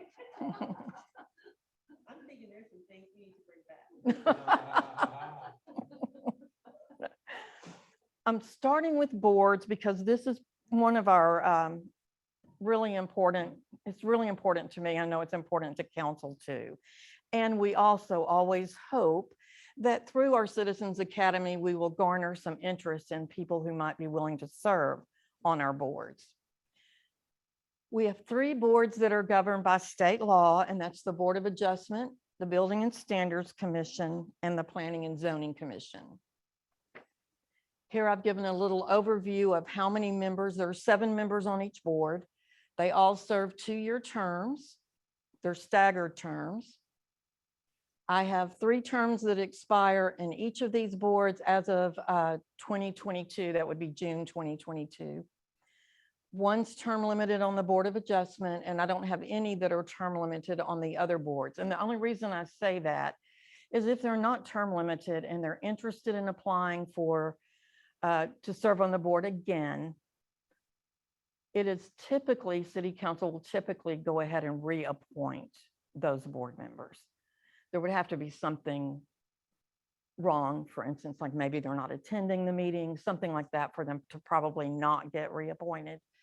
But I do have one that is expired on the Board of Adjustment. All 3 meet monthly. One meets on the 3rd Thursday at 7, Board of Adjustment. They were established in 1939. And then the Building and Standards Commission meets on the 4th Wednesday, and they were established in 1975. And Planning and Zoning meets the 2nd Thursday. They were established in 1939 at the same time with the Board of Adjustment and under the same ordinance. So you're saying there's no limit to how long you can serve on the board? Oh, yes, there is a limit. You can serve for 3 consecutive 2-year terms. So the 3 that are up on Building and Standards and Planning and Zoning haven't served 3 full terms yet. So that's, But if I serve, let's say I was on and I served 2 terms and then I took a break, when I come back. you could apply is it again. 3 more terms that I can? serve? Yes, that's correct. That's correct. Okay, then we have some advisory boards. We have Culture and Arts, Environmental Sustainability, Life Advisory Board, and those are our senior board. And Kevin is very familiar with this board because he served on it. And is it for members, is it 50 and older? Is that correct? 50? Okay.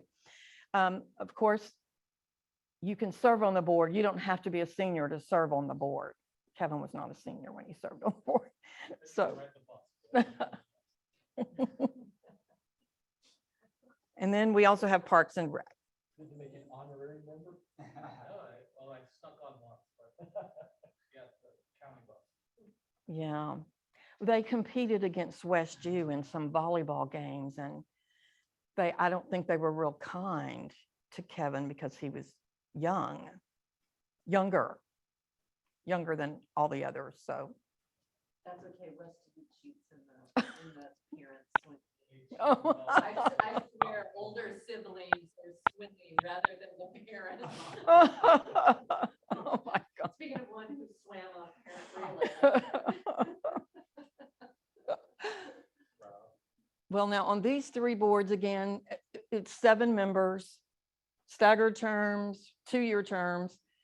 I have 4 terms expire in 2022. That is correct on Culture and Arts. In fact, I have 2 vacancies on Culture and Arts.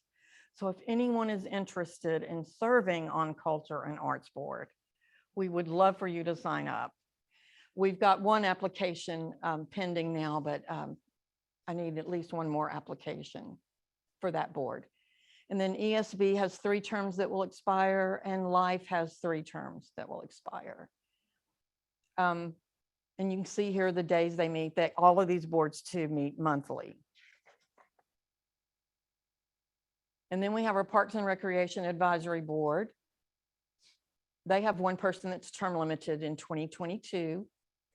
And again, 7 members, 2-year terms, meet monthly.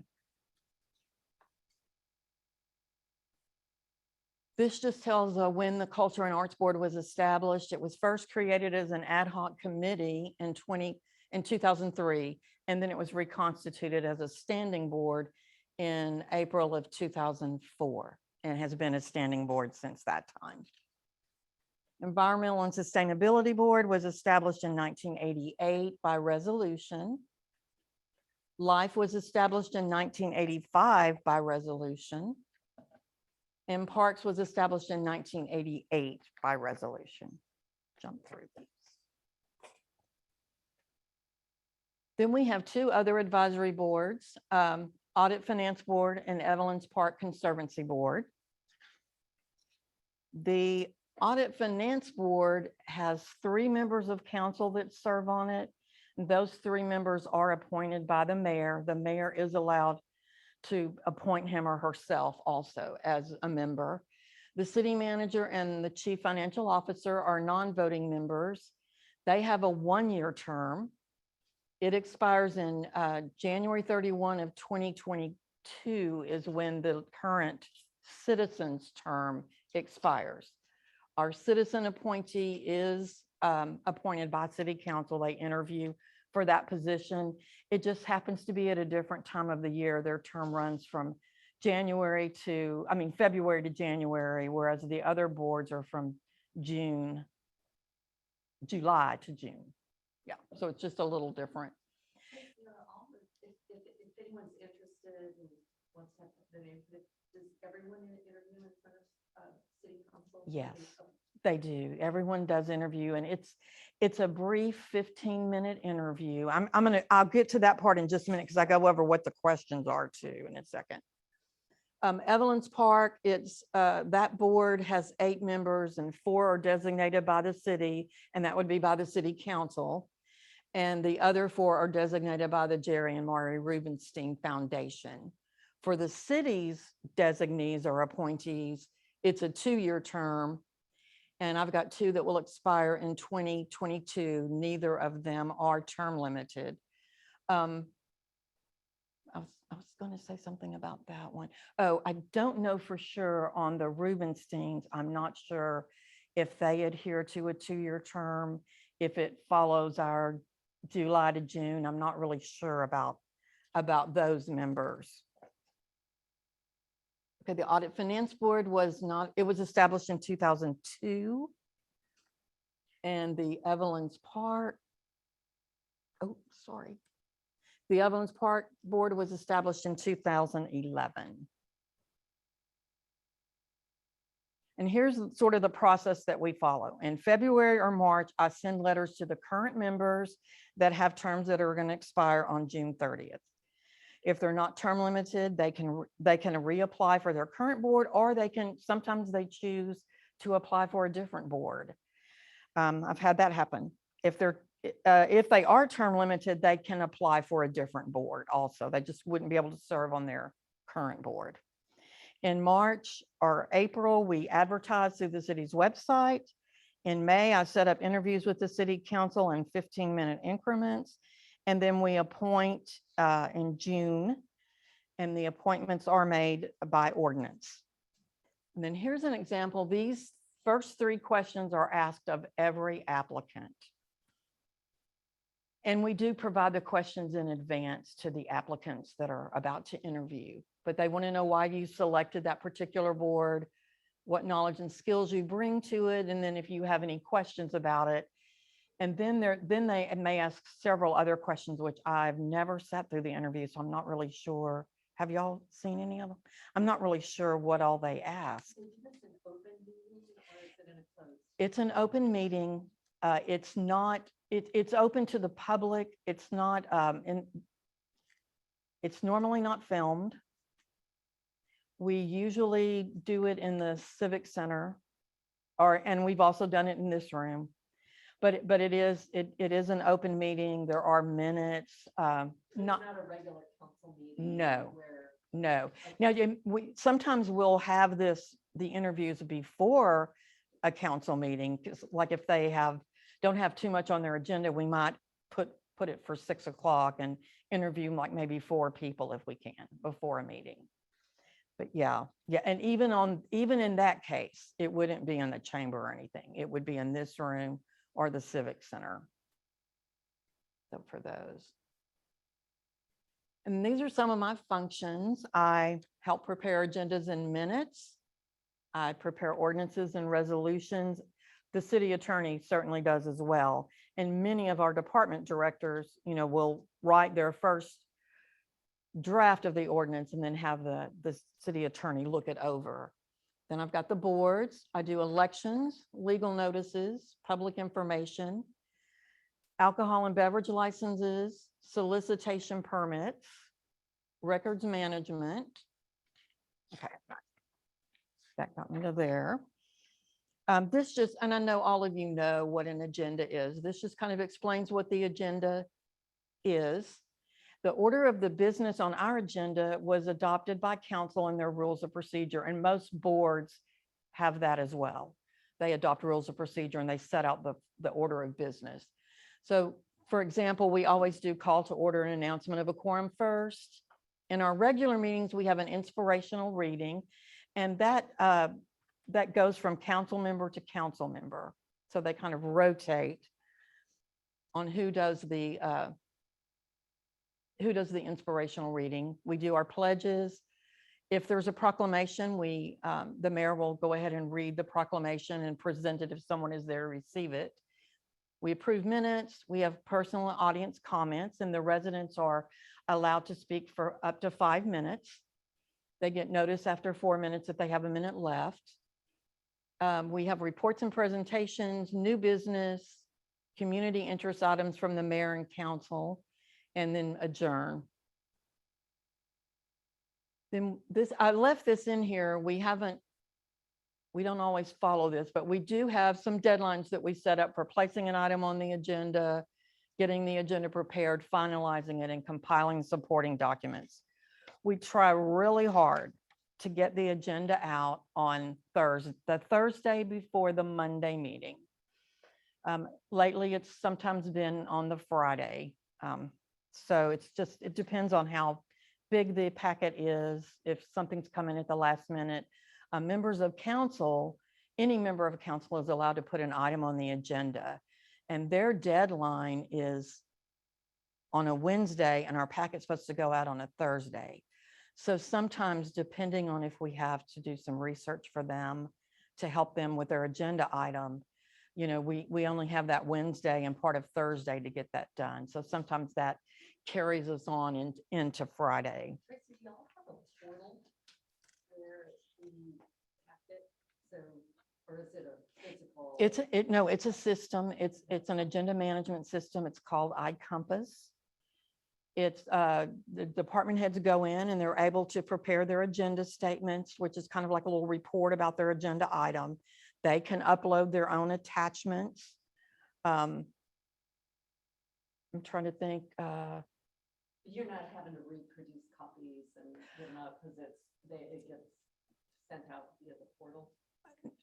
Well, I just know that I'm a corporate governance person. From Yeah. the public company world, and my life changed when portals arrived. right. And Actually, my paralegal's life Some changed. people like it. Yeah. we tried very hard. We It's data issue, technology. You should should be Right. embraced, right? well, we did issue iPads to all the council members, and we asked them to use those. But I have 3 members that want paper.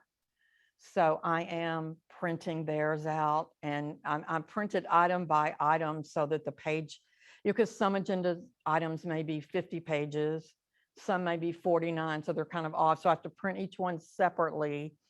And I hole punch them and put them in a notebook for them, for those 3. 2 of them won't be back because they're term limited. So that's 2 of, I don't want to call names. I shouldn't call names. But 2 of them are term limited. But personally, I just want to say this. I understand paper because I find it hard to look at things on an iPad or on the computer too. So I'm not really offended by them wanting paper. I understand. I do understand it. I do, because I think I'd probably print my own out myself if I, But your deadline is to get the portal pushed out. Right, get the portal push out. Later for. Yeah, well, I end up Yeah. doing it the same day. I end up doing it the same time as I push everything out. But I push everything out first and then make their And then there's copies. No more changes. Right, right. And anybody can go on, subscribe to receive an email that has attached to it. I did it. Right, you can do a notify me. Sometimes work. It doesn't always work. I always did it. So is it accessible then via, there's, You get an The email, has a link, and you click the link. Yeah, and it's on the website. Like once it's up, Yeah. if you go to the calendar and pick the date of the council meeting, you'll be able to click on a link. It depends on where you go. If you go to the calendar, you'll be able to click on a link. It'll take you to agenda and packet. If you go through the iCompass system, our 2 software, our website and my software is kind of melded together. So you may not realize you're on one side or the other, if that makes sense. You may not realize you flipped over to the iCompass side. If you go straight in and go straight to calendar, you're on the website side.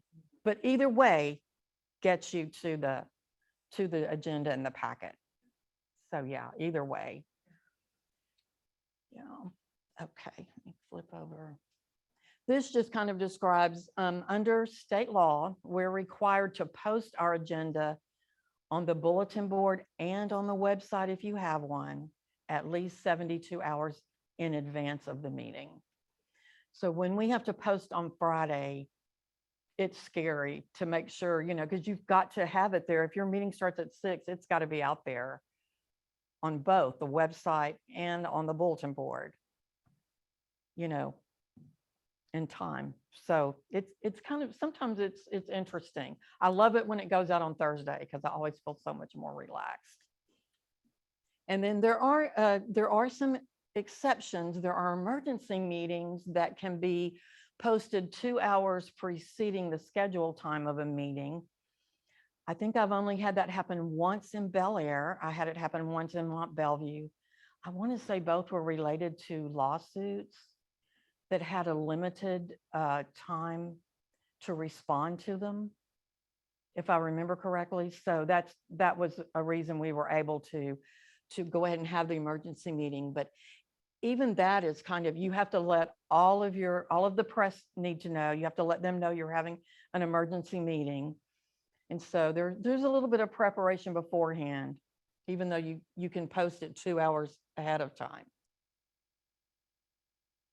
These are some reasons that you can hold an emergency meeting.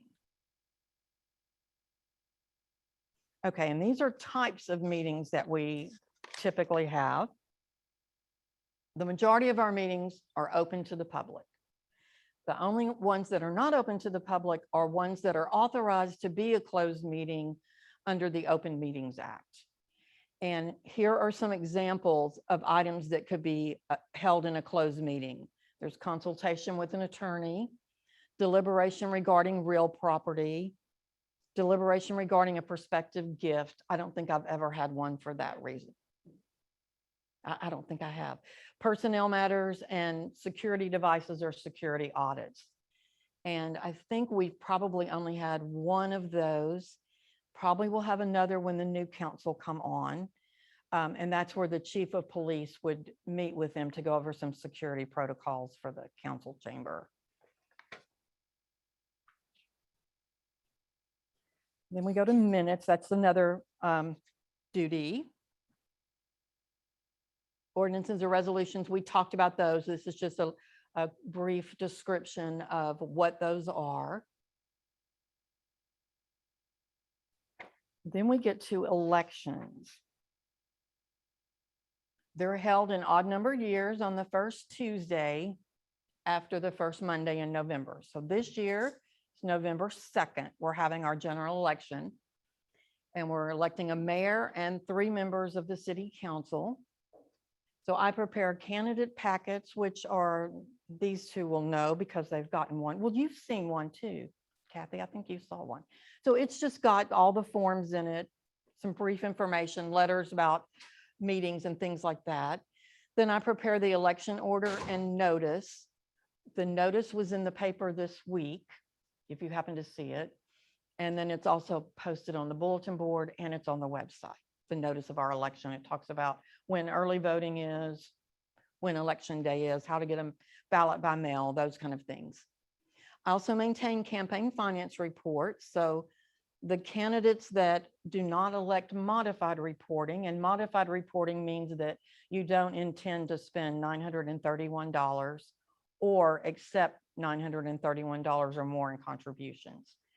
So those that do modified reporting don't have to file those campaign finance reports. All other candidates and specific purpose action committees, we have one valid right now, they all would have to file campaign finance reports. There's a 30-day report due, which has already been filed. The 8-day report is due October 25th. And then they would file after the election, no later than January 15th with their final report. Some candidates keep their campaigns open throughout their term. Is this the first time we've had a PAC? No. I used to, when I first started, there's a general purpose action committee and a specific purpose action committee. When I first started, a lot of them filed as general purpose action committees, and they don't file with me. They file with the Texas Ethics Commission. So citizens that wanted to know about them or wanted to see their reports had to go through the Ethics Commission because they weren't required to file with me. And so I would just kind of find out about them by word of mouth. You know, I just happened to find out about them. The specific purpose political committees, we had 2 for the charter election. And then one has, that was established for the charter election, changed their purpose to support some candidates now. That's probably and that's where, in my experience, I'm used to corporations giving PACs so that they can get access to candidates in Austin and in Washington, D.C. I was just a little surprised when I got the mailer that said that there was a political action committee that was, you know, supporting certain candidates. But, Right. and I'm sure their This, records are available. As Yeah. far as corporations that are donating to that PAC. right. They will have, they just now change their purpose in October, like on the 13th. So their first report they'll file for that purpose will be Monday. You know, and I don't know if they'll have, obviously they will have spent money because you said they sent a flyer out. So they'll, I'm sure they'll have a report to turn in. So the money that goes into that PAC, I guess it's going to the PAC, not to the candidates. Right, the candidates PAC don't has need to to file the report to report. you. Right. Now, the candidates, you know, will file for their own expenditures, Right, but not but- the PAC. but not the PAC. No, the PAC is responsible for reporting themselves. So, So $931 sounds like very oddly specific. I know, and it's a recent, It used to be 500. yeah, Just have an escalation. I From know. the last election.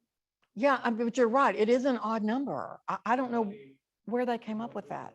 Well, sometimes if it has like a inflation factor that's an automatic increase. it ends up But being yeah, a but that was number. almost a 50% increase. Yeah. That's crazy. And it had been 500 forever. 931 just sounds very often. Yeah. It is odd. It is, I agree. So, and then I'll prepare Canvas documents, which is really just the ordinance that we contract with Harris County. So they will provide all the reports. They're responsible for providing all the reports to us. And we've contracted with them the whole time I've been here. And from what I can tell from records, Bellaire has been contracting with them since 1989 to do their elections. And I have to say, they're wonderful. They're experts. They do this all year long.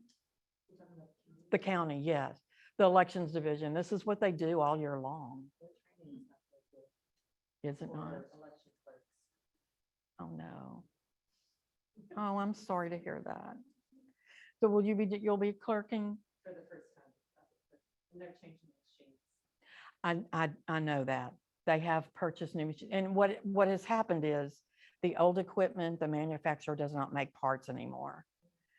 So that's why they've completely switched over to the newest. And I haven't seen that equipment yet. I understand Westview got to use it in May, but we haven't gotten to use it I yet. don't even think the precinct judges have been able to put hands on those.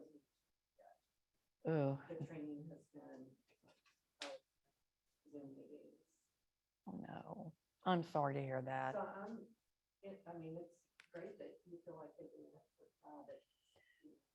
Right. Well, I mean, they do for my position, you know, they do. But yeah, I can't speak to the, yeah. It's just, and I'm only, my only little slice of it that I have in transparency into is the training. Right. Oh, gosh.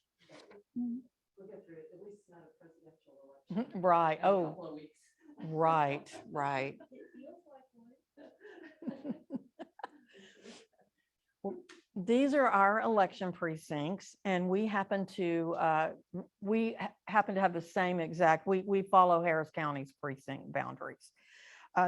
Except for 182 does go a little into Houston.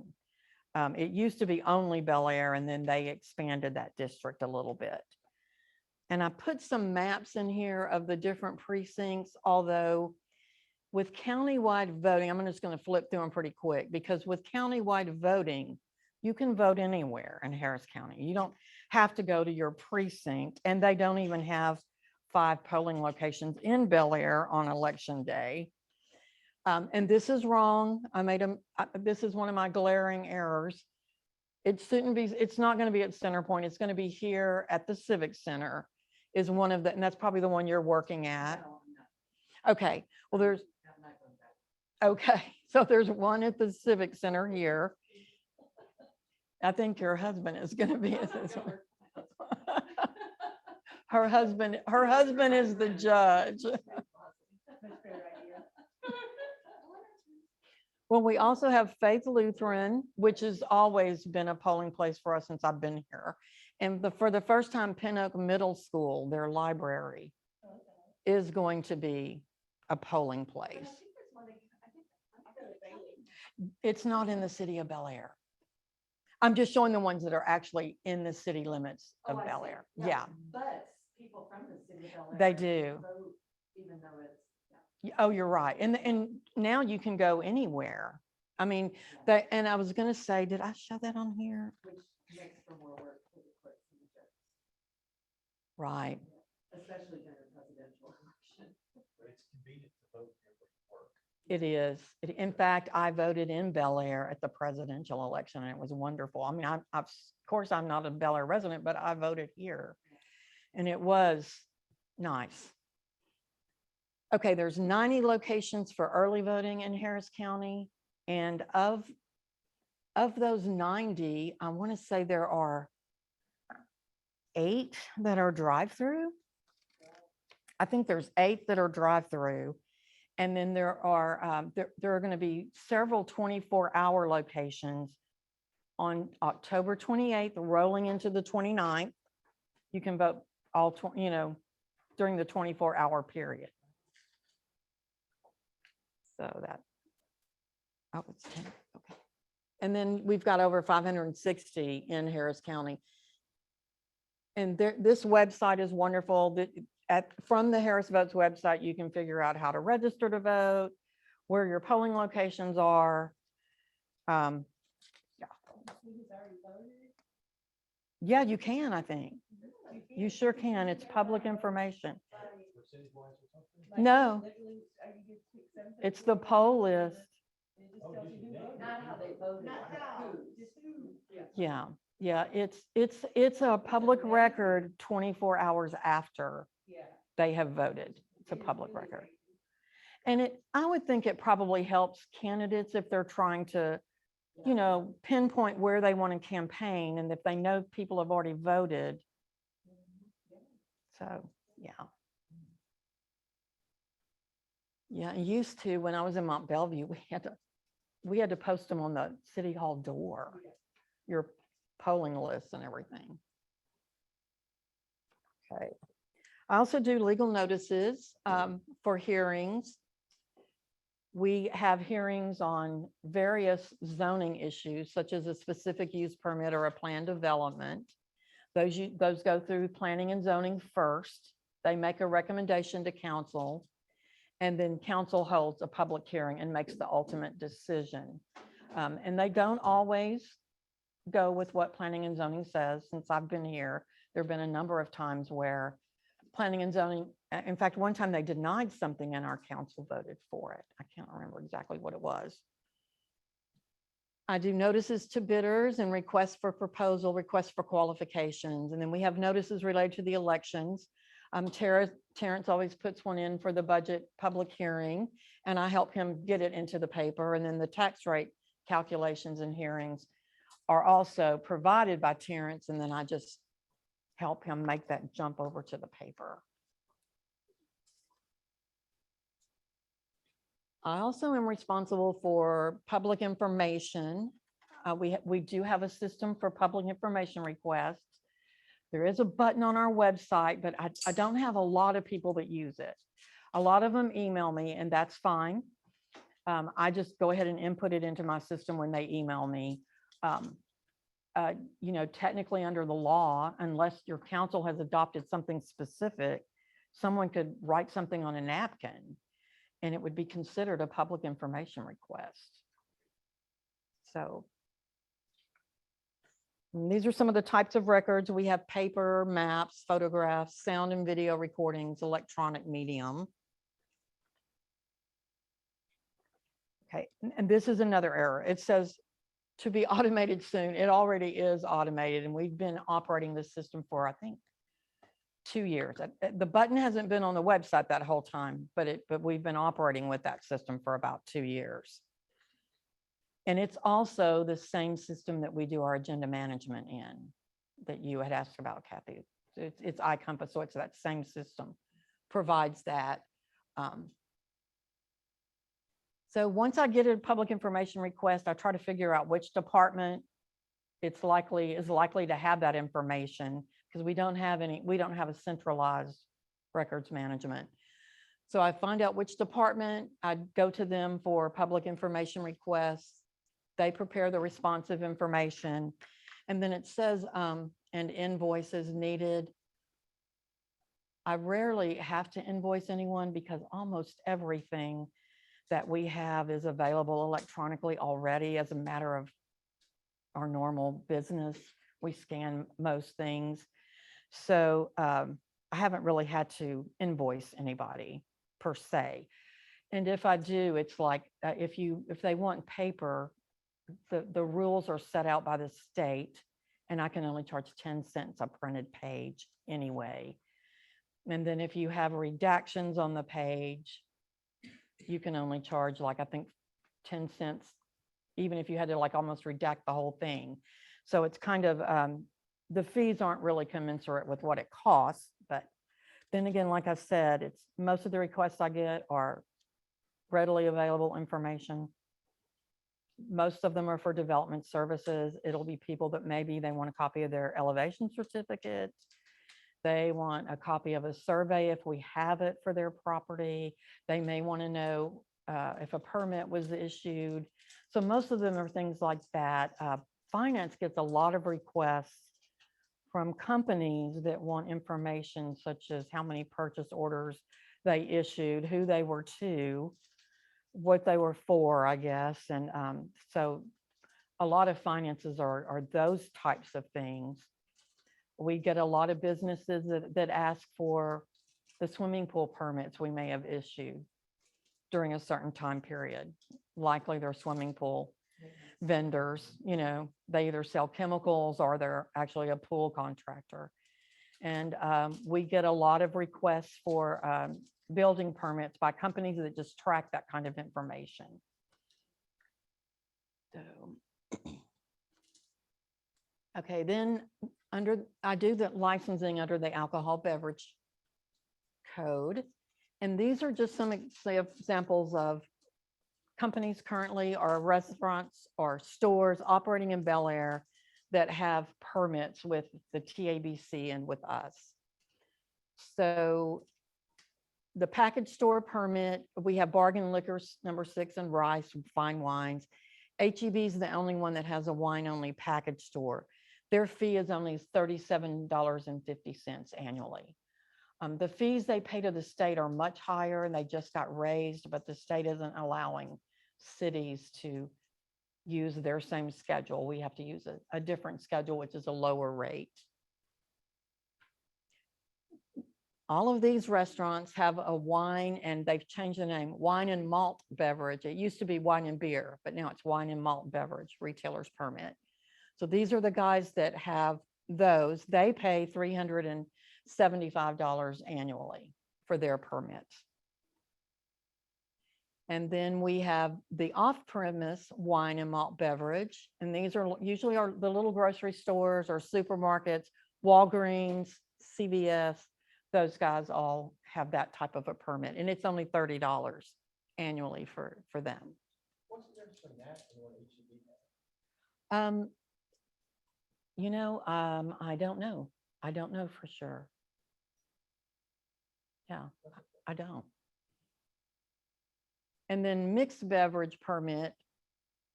All of these restaurants have a mixed beverage permit. For the first 3 years they have, if they're new and just now getting their mixed beverage permit, for the first 3 years, they don't pay the city anything. They pay the state, but not us. And then on their 4th year, they pay $375 annually. So it'll be a little while before I get anything from the Toasted Yolk Cafe because they're new. Blood Brothers is still fairly new.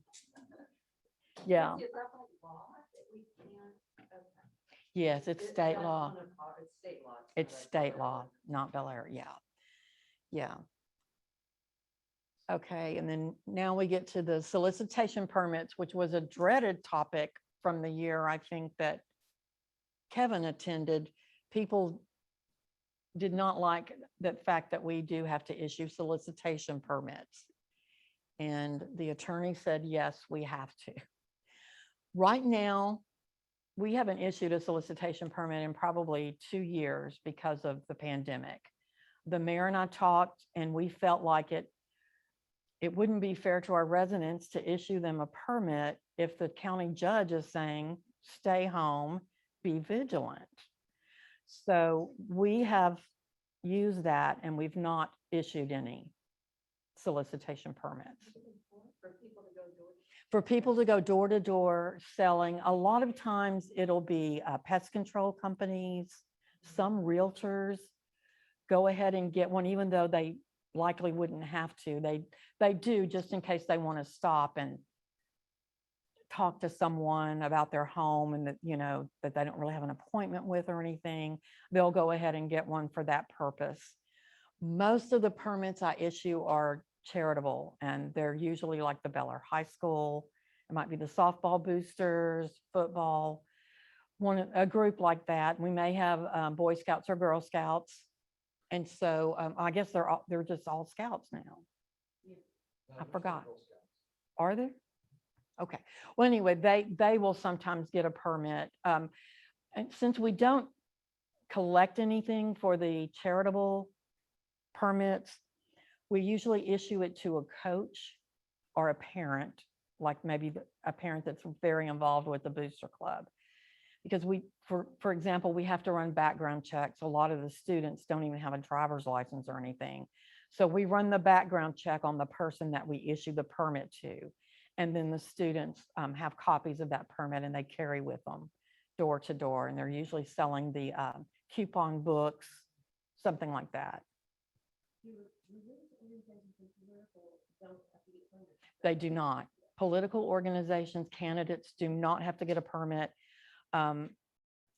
You know, we don't allow handbill advertising in Bellaire for anybody, but candidates can do that. That's like somebody sticking like a business card in your door.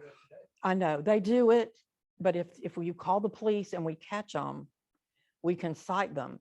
The problem is, the resident has to file the claim.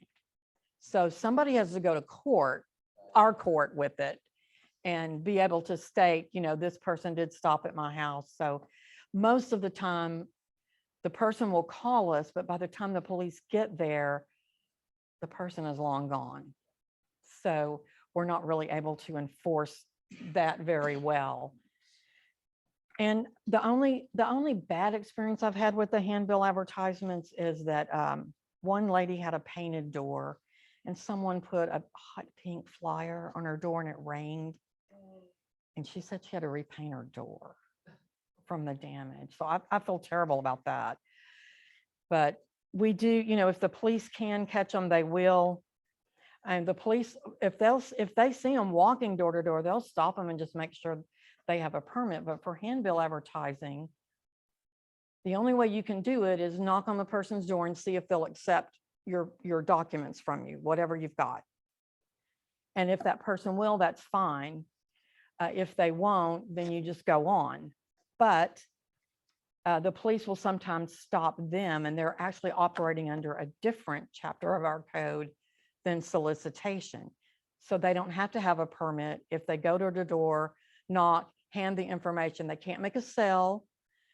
They can't set up an appointment with you because they don't have a solicitation permit. So the police are really good about when they see people walking around, they'll try to stop them and make sure they have a permit, or I'll have to write on a card for the people that they're operating under a different chapter so that the police know. And these are just, our fee is pretty nominal compared to, from what I understand, other cities charge. We charge $90 for the first person. And frequently I'll have 4 or 5 people from a company that are going to solicit from the same company. So the first person pays $90 and the others only have to pay $10 each, which doesn't even cover the background check. I mean, the $90 does for sure, but the other $10 doesn't. And then they have to submit a bond in the amount of $500. I've never had to file on any of these bonds before. No one's, you know, stated that they've been damaged and tried to file against us. So we've been lucky in that regard. Is this all city ordinance fees? Or city- Yes, these are city ordinance, so they can change. Which we add to like next fee study. and increase the- Or just raise them, you should at least cover your costs. Right, right. Yeah, I mean, the $90 definitely covers the cost, you know. If there's other- But if there's others, yeah, I mean, I think the background check comes close to being 10 per person. And it's not super robust. It's through TransUnion. But because I'm not a police officer, I can't, you know, I get limited information, I guess. But at least it does tell me if they have had a felony or a misdemeanor or something like that. So I do get, and a lot of times if I've got someone like that, I'll send it to the chief of police and he'll look it over for me. And because some of the coding, I don't know exactly what the crime means. It's in another state. So they'll look over it for me and let me know. And if they say this isn't a good idea, I don't issue it. And I haven't had any pushback on that. There's been very few I've had to turn down, but I've turned down several. Yeah.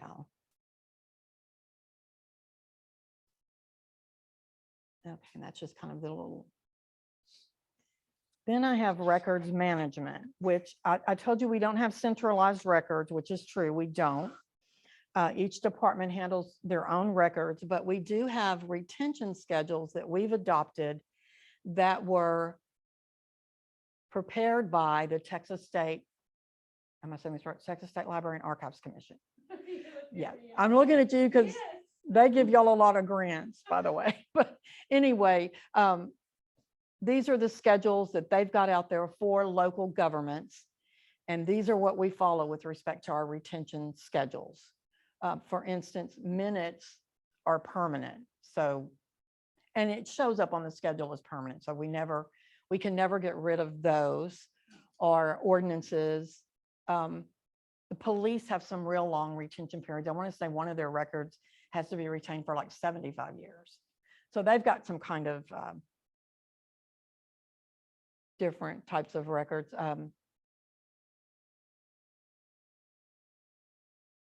And then here's just some, I handle the code of ordinances in the sense that if council has adopted an ordinance that does amend our code or add something new to the code, I send those to Municipal Code Corporation, and they're our codifier, and then they codify them into our code, which is available online.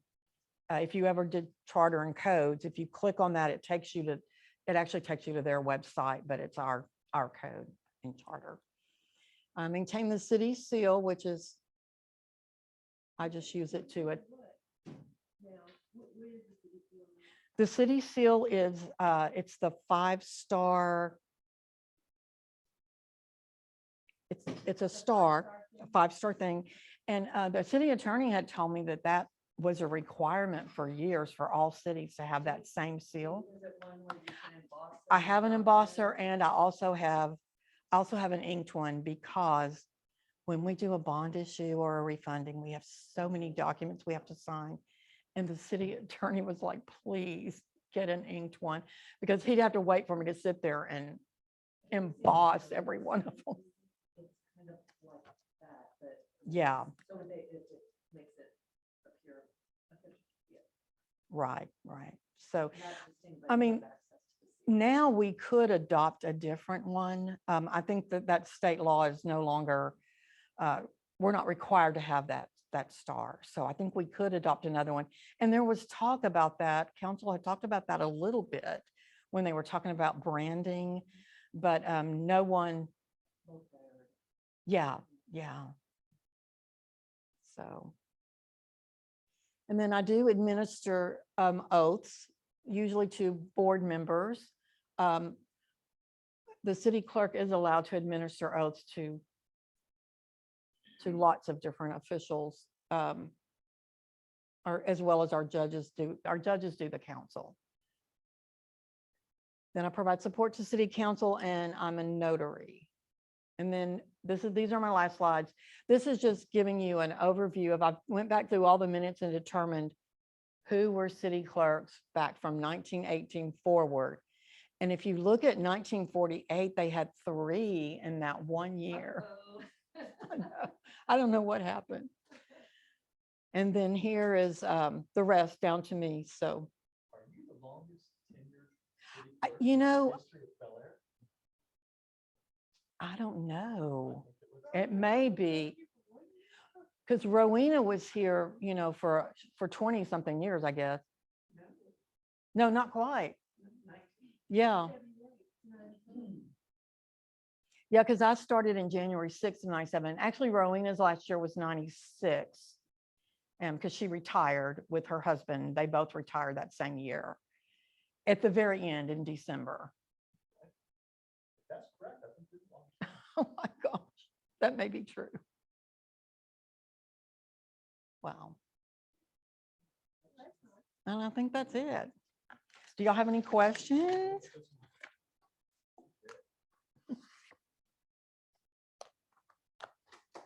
I know, y'all know me. Thank you.